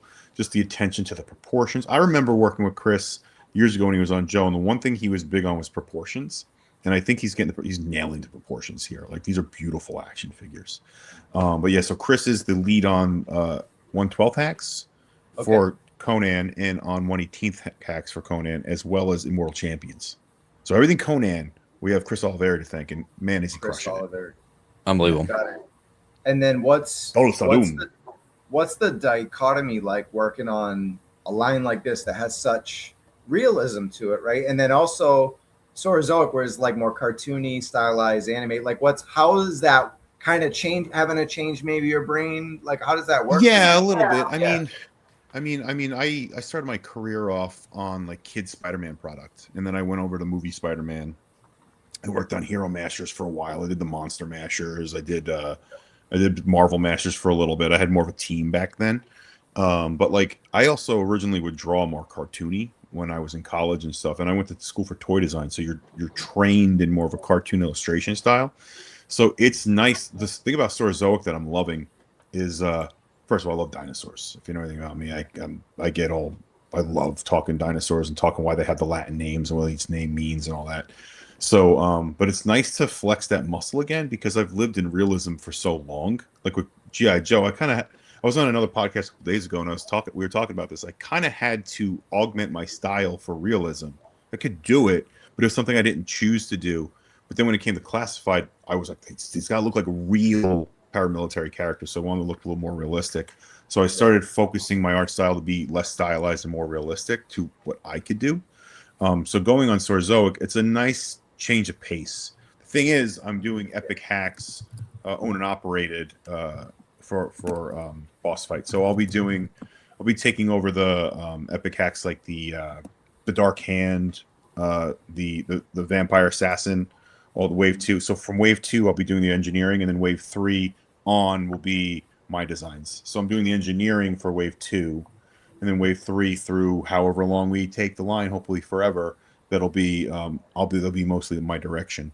So it's really, that's why I'm liking boss fight a lot too, because it's like I can do like a cartoony figure like a Sorozoic, which it's color palettes that were like on Joe were kind of illegal.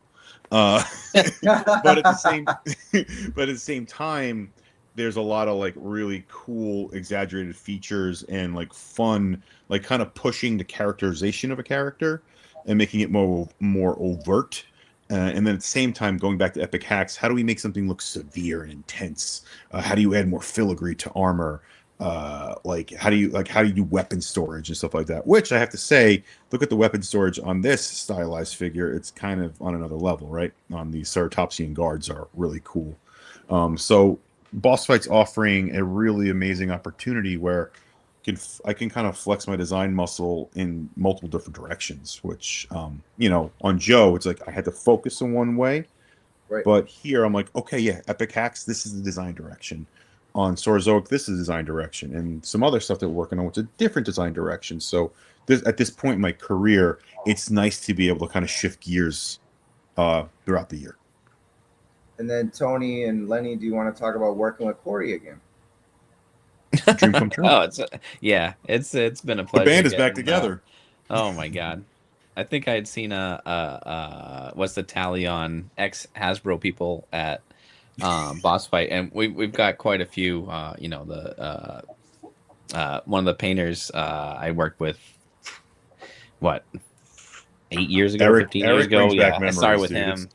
He's incredible awesome to finally work with again. A lot of the design teams there. It's just so also to bring Corey in too. It's just like you said, the band's back together. I think when me and Lenny left, it felt a little bit like the outsiders coming in, and I don't know if Corey's X-Pac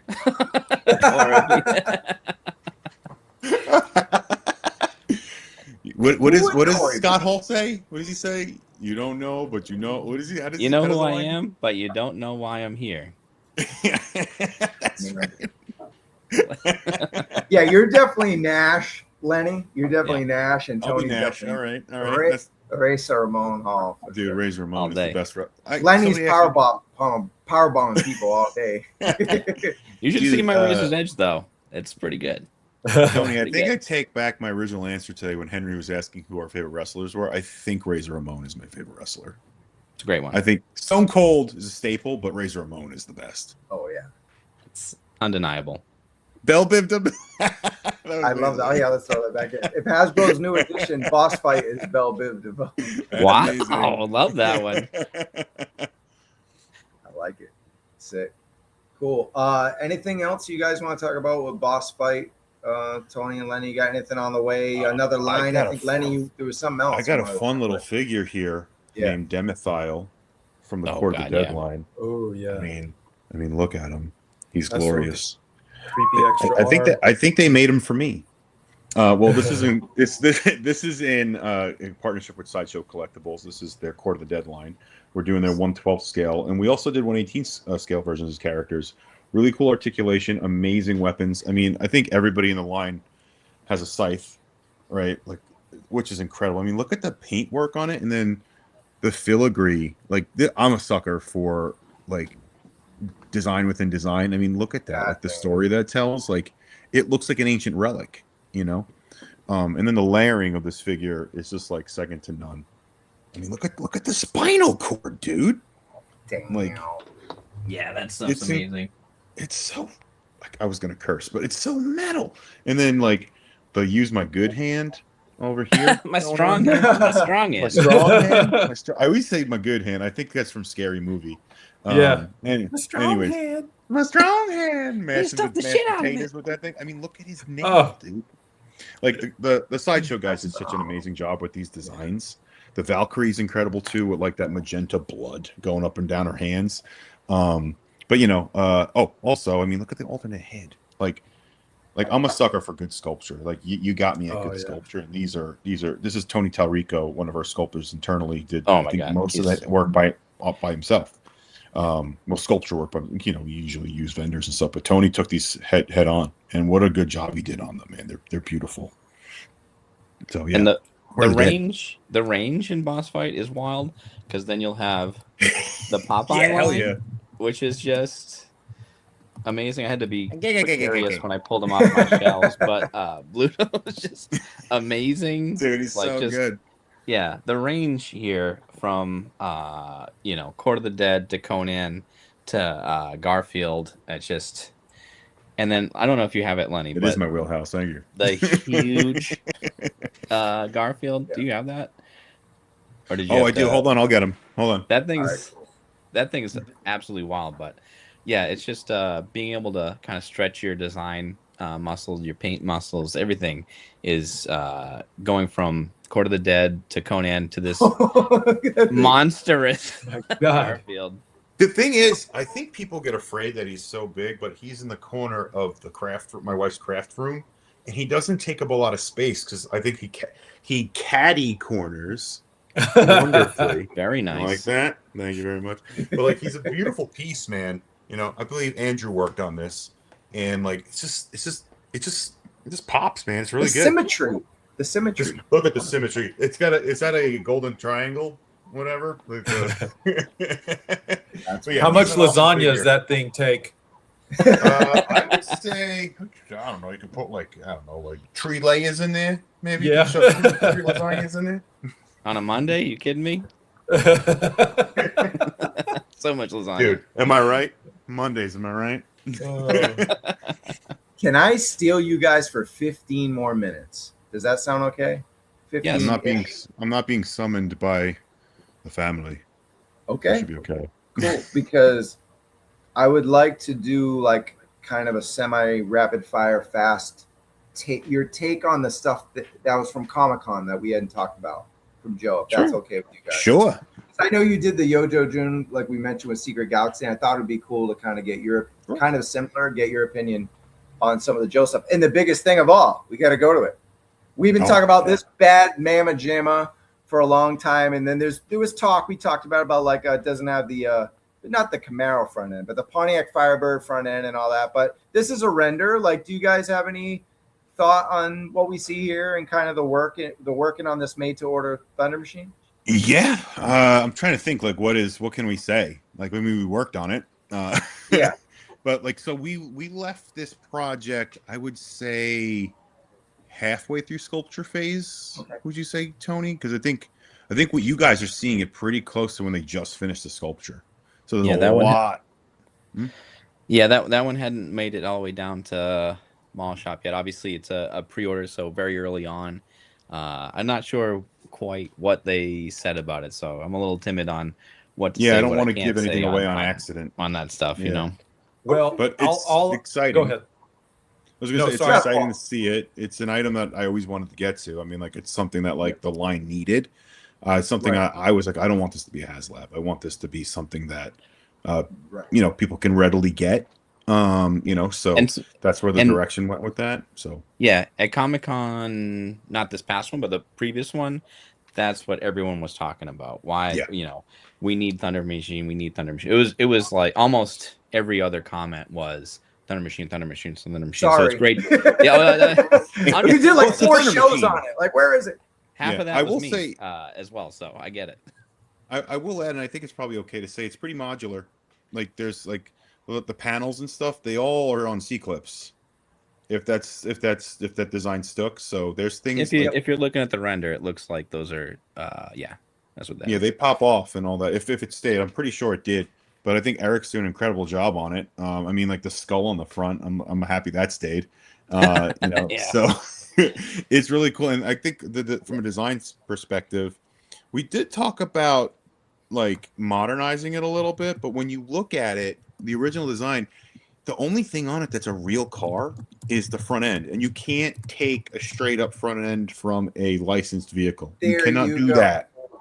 So here's the deal. Owe somebody money when you do that. Right. So Pontiac doesn't exist, but they still are owned by those licenses are still owned, just to let people know. Yep. Yes. So but when you look at the old school vehicle, like it's literally sheet metal made into a box. Because I saw some comments talking about like the form factor. It's like, no, that's what the Thunder Machine is. It is a made up vehicle.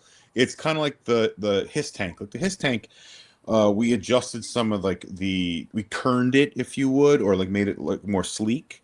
But the same thing's happening here, but there's a particular look. Like, you know what I mean? Like you don't want to deviate so far. And that's why I kept it kind of modular. So if you want to go more old school with it, just take 2 or 3 panels off and bam, you're there.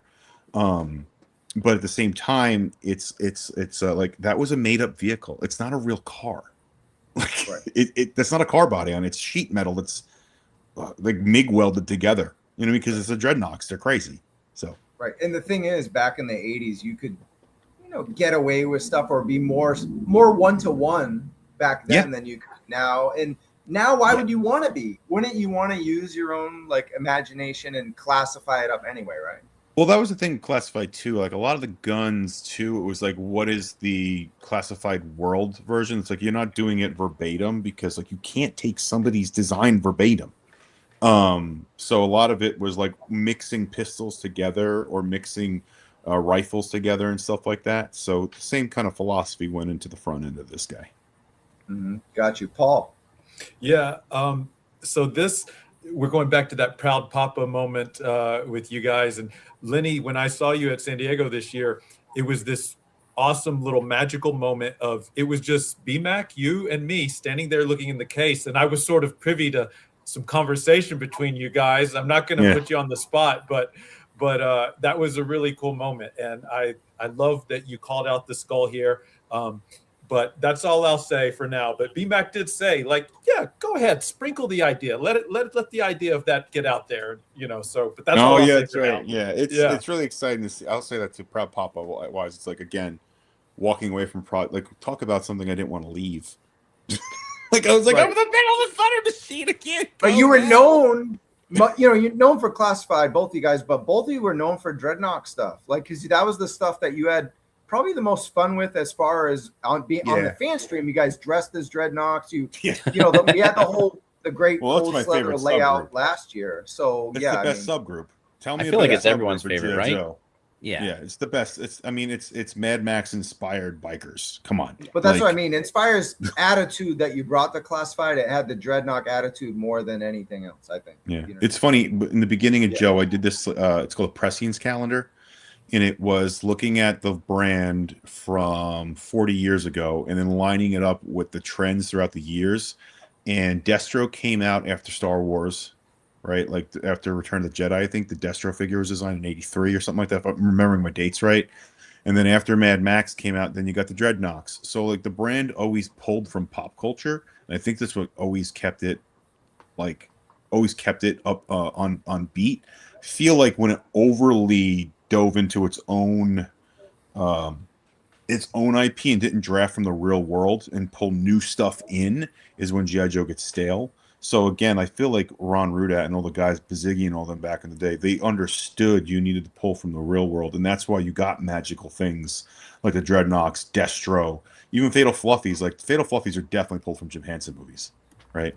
So, I like the idea of pulling from current films and putting them in Epic H.A.C.K.S, like Obsession. Like, does that that crush this summer? We're gonna pull something. But we out make there? her look like Rogue instead. Yeah. Or Backrooms.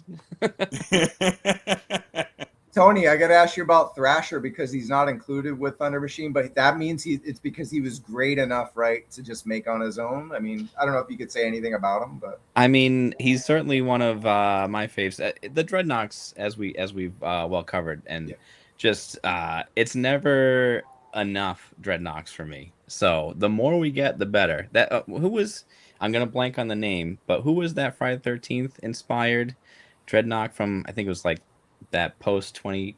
He had like that hockey mask. Oh, Chaos.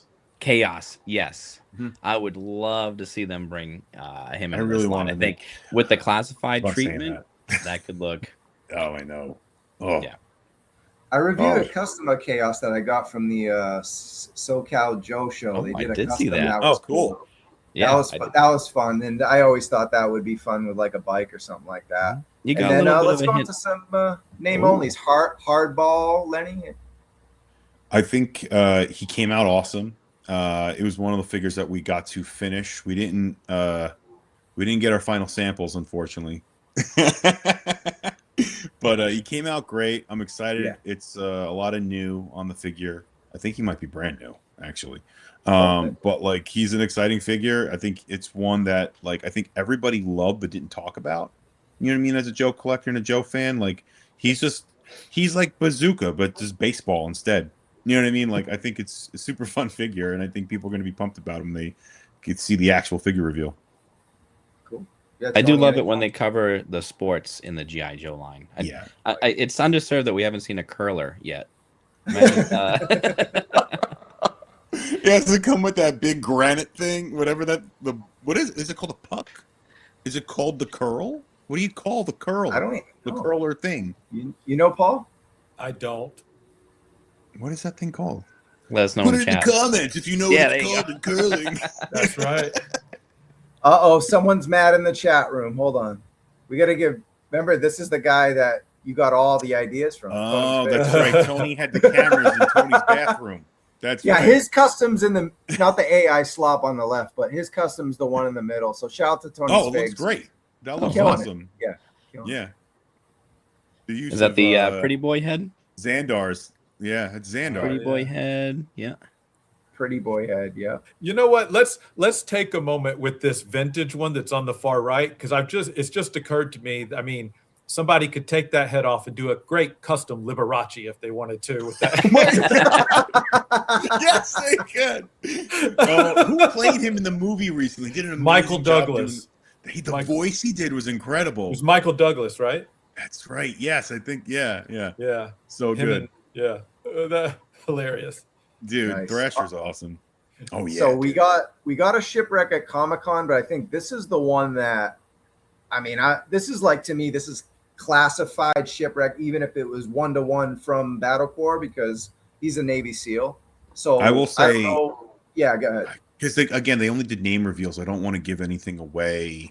You don't have to. Visually. Well, I think I can say, just like with the Rugged Duke, right? Whereas, like, I wanted to shipwreck. You can't change shipwreck.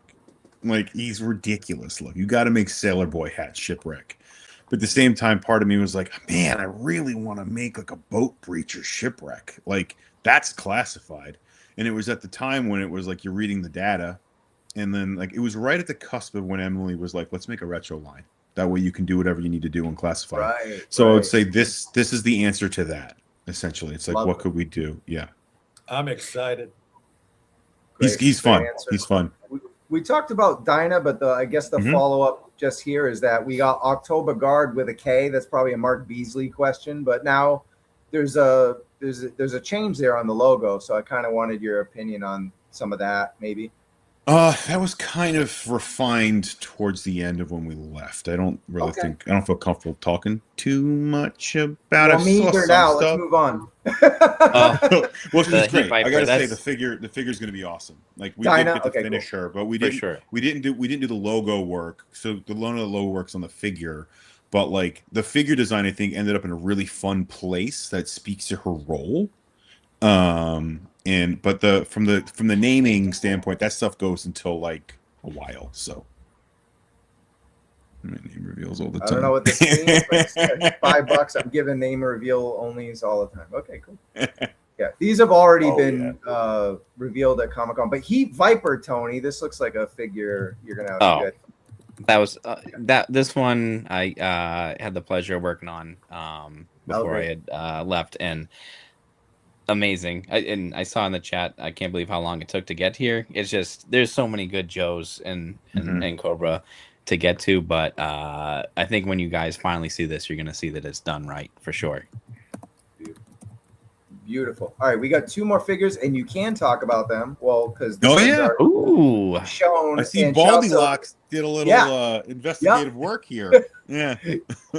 Yeah, you said it for me. I was just going to shout out that circle of jerk Baldy Lock, but yeah, there you go. He's got both renders and both looks, and yeah, talk to us about this Ninja Force 2-pack. Ninja Force, man, quality wise, it might be the best faction you guys have done, is because there's not a lot of them, but every single one is a home run.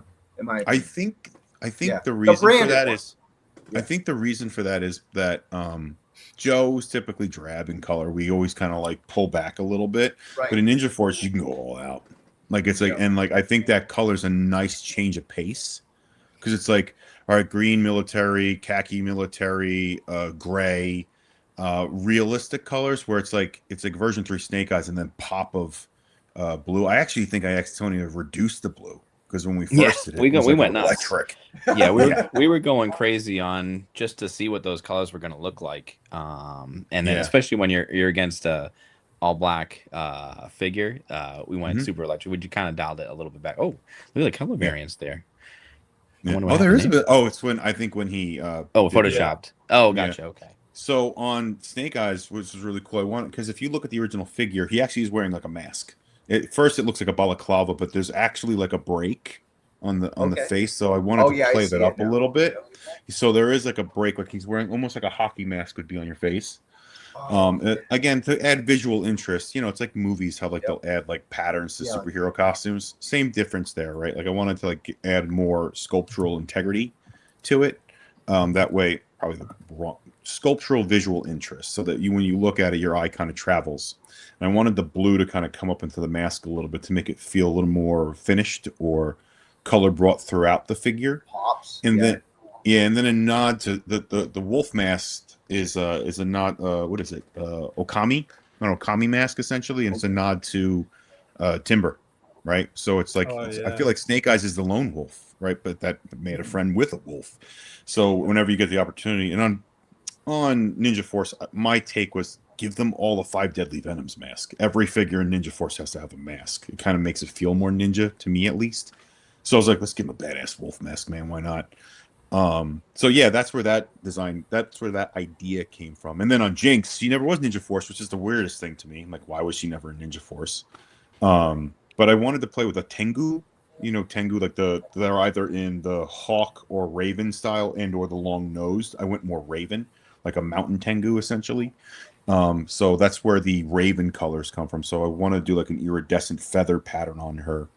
And originally I had her as white, like her gi was white instead of like the dark purple. That was because I was going with more. I was going with more of like the red is a nod to her color, her old school colors, and then the magenta kind of plays into a crow, or like the Tengu design.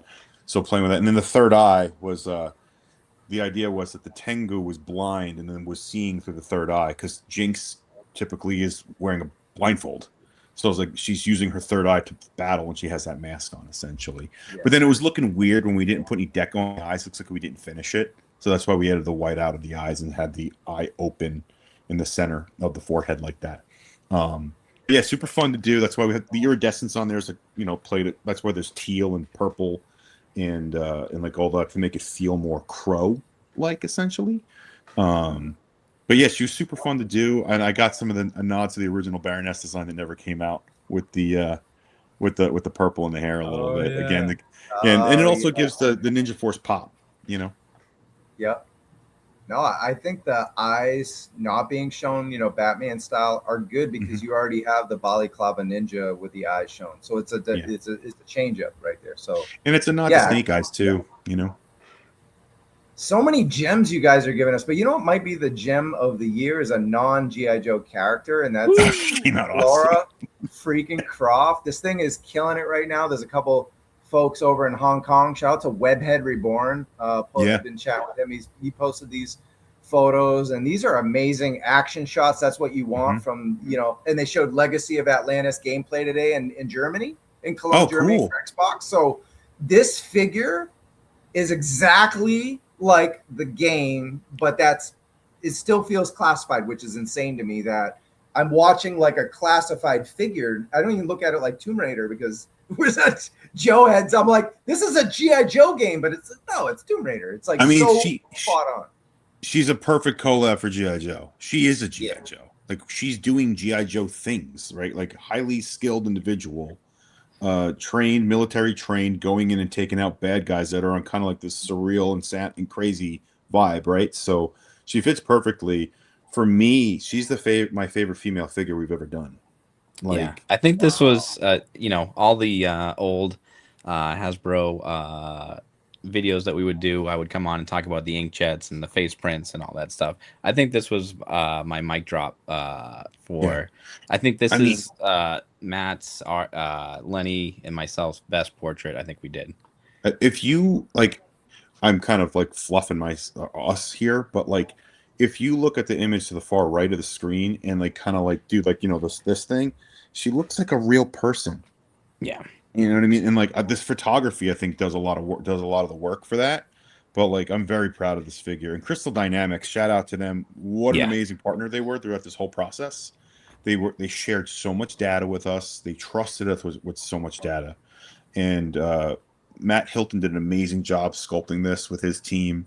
And it's just, we couldn't be happier. This Lara Croft, I always call her Laura, came out. She's really good.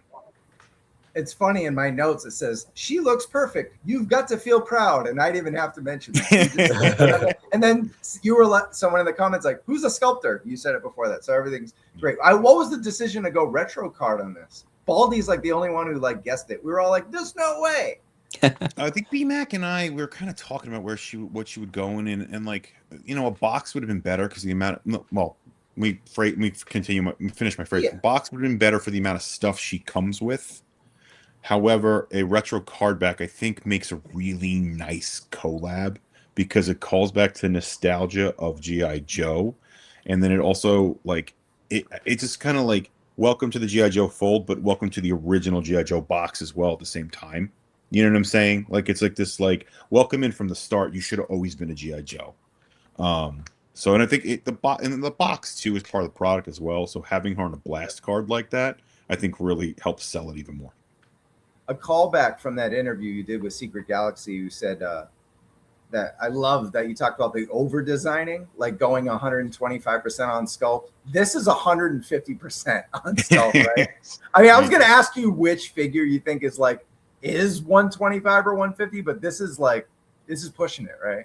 This was a crazy one, man. I mean, Tony, right? Like this one just kept on working. Like it's one of those, and like there wasn't any. The biggest issue I would say was the necklaces. They're so thick, but that's just because of wall thickness and what we're allowed to do from our standards. Like if it got too thin, it would rip, and that won't pass our standard testing. So and then we tried a lot of different options of like fusing them, but then when you fuse them, they get even bigger. So we've split them, and then but they have to keep a minimum. Usually it's like 0.8 millimeter essentially on any wall thickness. So that for me, I'm like, man, I wish we could have got that better, but you know, it's just the medium. Awesome comment.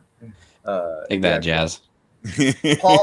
Paul has 2 questions. I got one, and then we'll let you go. Paul, you go ahead, and then I'll go, and then you go, and then we'll let them go. Yeah, I'm wondering, like, if you guys have a dream brand that's either at Boss Fight now, or that you would hope they could acquire the license for, or perhaps something original from your guys' own creations. Is there something that you can comment on as far as that? Is what would be a dream brand? Oh God. You guys know I love my wrestling. You guys know I love my G.I. Joes, my 80s toys. You guys know I love my Marvel Comics, DC Comics. I'm going to go anime on this one. I'm going to go DBZ. Oh, nice. I would love to work on that brand. I think it should. I've been watching that forever. Anything anime, I haven't touched anything really in that realm. I've played around with comics, toys, all that kind of good stuff, but I never really got into the manga or anime. I got to ask you, because I did a video on it, and we talked about it last time we did the show. What do you think of those Marvel Tokon, whatever those designs? Oh, yeah, they're beautiful. The anime designs of Marvel. My God, I will say I do love my classic costumes. My Captain America does not wear a jacket. You're playing the game. Oh, I'm playing the hell out of that one. That Green Goblin, though, dude. Tony, that Green Goblin is kind of perfect. It's all about the villain team. If you go in story mode, that's the most beautiful team in there. There's some character choices that are wild, but I respect that. Okay. But Goblin, for sure, Lenny. That's the one. The Goblin, he sent me pictures of it. No, I was looking on Instagram, and I sent him, I was like, come on, I got to buy this game. I have to download it. I bought it. Yeah, for the character designs. I really hope Legends or whatever company, Mayfex or SH Figure Arts or every other company that also does Marvel, I hope we get Tokon, because that's wild stuff. Dwight, if you're listening, Green Goblin, please. I'll text him right now. Yeah, I did a video, got to plug it, it said these are the best Tokon designs for Legends. So go. I know it's like we talked Joe like crazy, but please watch that video. I put gameplay in it, and it was a lot of hard work. I mean, the Game Reverse line is beautiful. Like that Venom is wild. That Punisher's wild. And then Marvel vs. Capcom 2 is the greatest game that was ever made in any reality at any time. Absolutely. So seeing that stuff is always fun. Absolutely. And then Lenny, I guess you can answer his question as far as a dream. I think I have or a dream crossover too. You know, like I have two, because for me, I've always wanted to create a world. Like it's always been something I've done since a kid. I come up with characters, I've come up with backstories. I would like to create a world from scratch and then create what that figure line is. Risky in our world, yes, but creatively engaging, and if it hits, then it's like something that you own. That's incredible, right? So I would like to create a world owned by Boss Fight, and go deep into the stories and stuff like that. And then I will give you two answers here. If it was like a licensed property, Studio Ghibli action figures would be incredible. Like Nausicaa, that's my comfort movie, right? Like I would love to go deep into that world, or even Spirited Away. And a lot of Western companies don't get those IPs a lot. So what would that look like? That done through our lens, you know what I mean? So that demonized wild boar from Princess Mononoke, oh my god, the spaghetti monster style would be amazing. You know, it's funny. I saw Spirited Away so young, and I tried to show my kiddo, and then it's the scene where the samurai are slicing each other's arms off and stuff. And she looks at me. She looks at me. She goes, "Dad, I don't think I should be watching this." And I was like, "Yeah." I'm like, okay, you can go upstairs.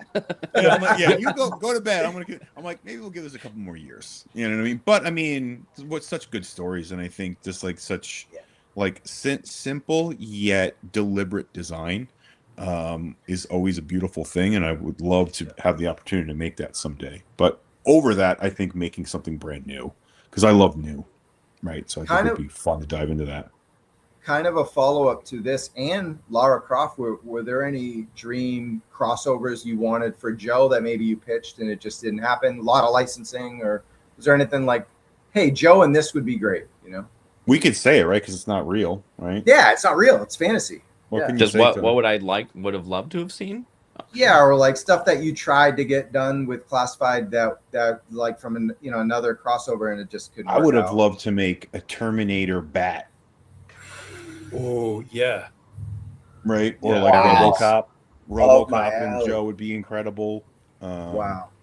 Like Terminator Bat. Snake, Yeah, just Snake from Escape from New York would be awesome. Any 80s action movie.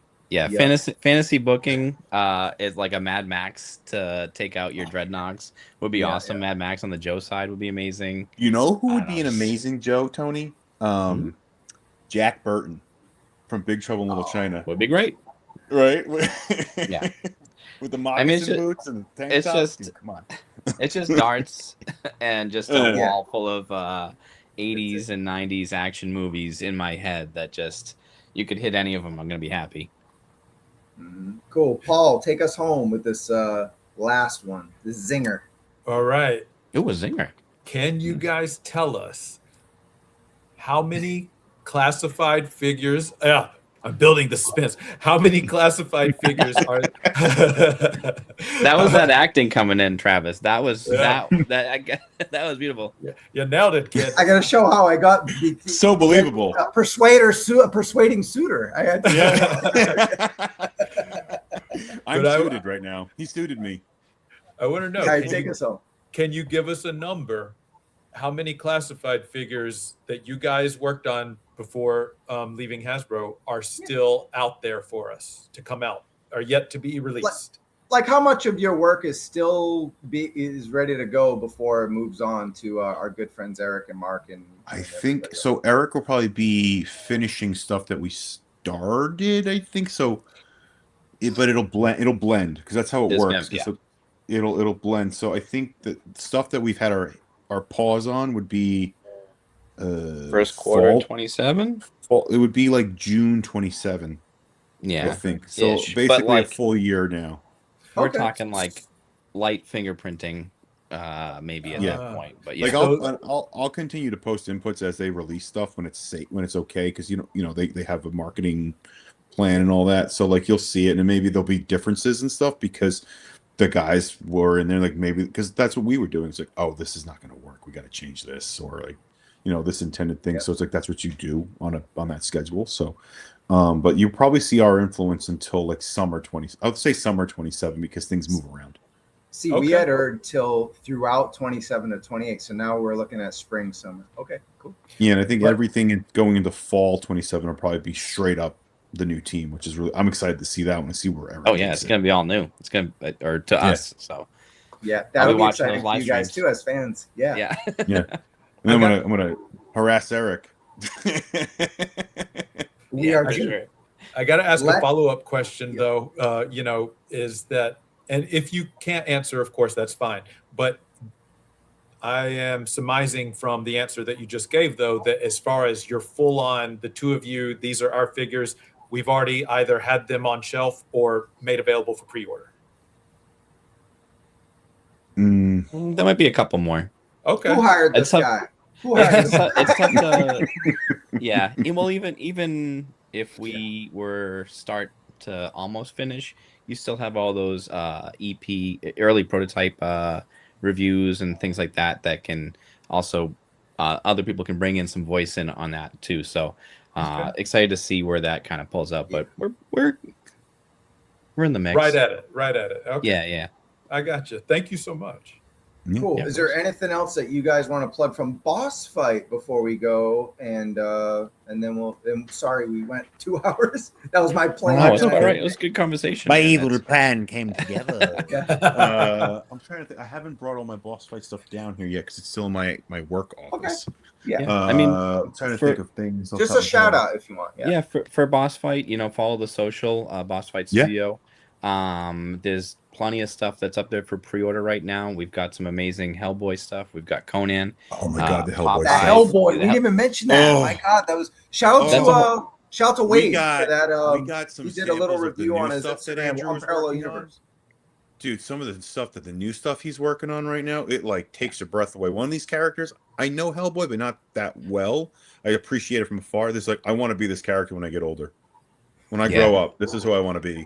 Like some of the work is just it's so chef kiss. It's incredible. Yeah, and I think if you're a Mike Mignola fan and you're looking at that product versus other iterations of Hellboy, which, you know, there's some amazing stuff out there. If you're looking at that boss fight stuff, all those renders, I think you mentioned it, but I'm Parallel Universe review of that figure. They're nailing that Mignola style. There's that exclusive that has the black line work as well. That gets and the even black and more white crazy. one too. The black and white one, like there's, but they're nailing that hard edge style that Mignola is known for in the proportion stuff. So that's some of the stuff that, you know, as I did a tour through the before I'd gotten there, I was like, yeah, these guys kind of get it, or these guys definitely get it. I shouldn't say. Tony, kinda, keep they talking definitely- because I'm gonna go get an item in case people don't know about him. Keep talking. Also Immortal Champions. That's a big one. That's our 5-inch line. I've got one. Oh, Well, this is where I'll tell everybody. We got over 2 hours of Lenny and Tony. Like the show, please hit the like, and then we got stuff to show. Here we go. So this is the Immortal Champions. Tony's got him. Sweet. But Impact is great. Conan, and then our own line, which is our own and operated characters. We just did wave 2 with the Chthonic Knight, which is gonna, I think it went up for order or it's shipping soon with the Necromancer.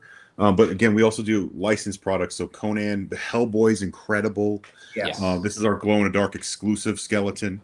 We also do a regular bone skeleton, which is awesome. I think Tony might have some more figures out of pack in hand.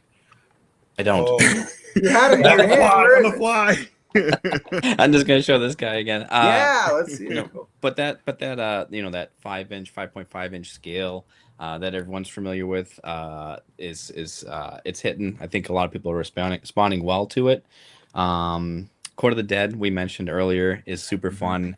Just something that like I never thought I'd see, because I was always a huge fan of that Sideshow statues. That was one of the big things back when Sideshow would show at San Diego Comic-Con, is I would move as fast as I could to that Sideshow booth to look at these incredible works of art and these statues, and then to see them in 6-inch and you know, that 4-inch scale is just awesome.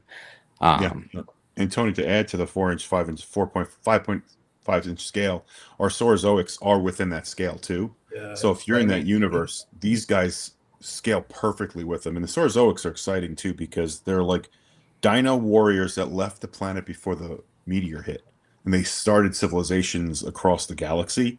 So they're all across, like we have Chinese mythical warrior inspired. We have barbarian clades of sauropods. And like, we're going to be getting deeper into that as well.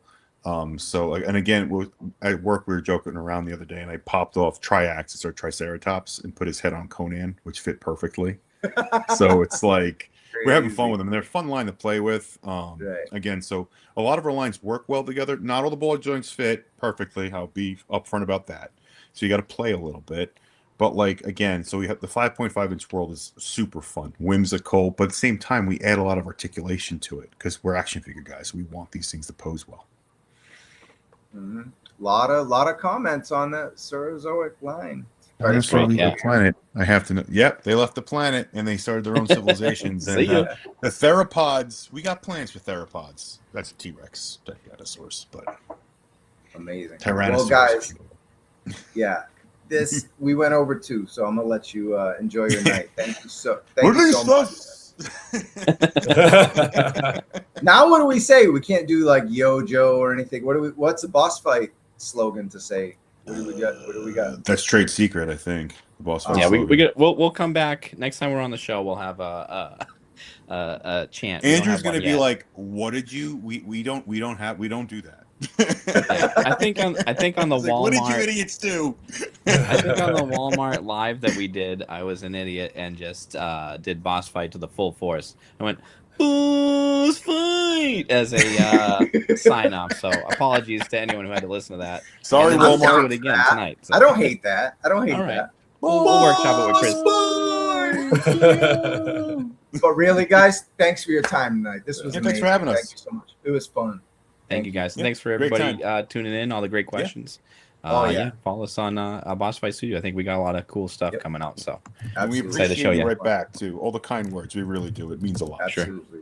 Shower's on fire. And yeah, guys, 267, a toy kind of mood for Hella Geek, Lenny and Tony, the living legends. We can't wait to see what they got next. And we'll follow. When we get more stuff from you guys have just been there 3 months. that's We're it. going to give you some time. Yeah, Then you have your own reveals and your own you know what I mean? Like, then we'll get really deep into it. So really Got it. appreciate you guys being on the show. And if you're new to the channel, subscribe and like and all that YouTube buffoonery. So until then, guys, that like button. yeah, that's right. We'll see you guys. Smash that like button. Peace. See you guys.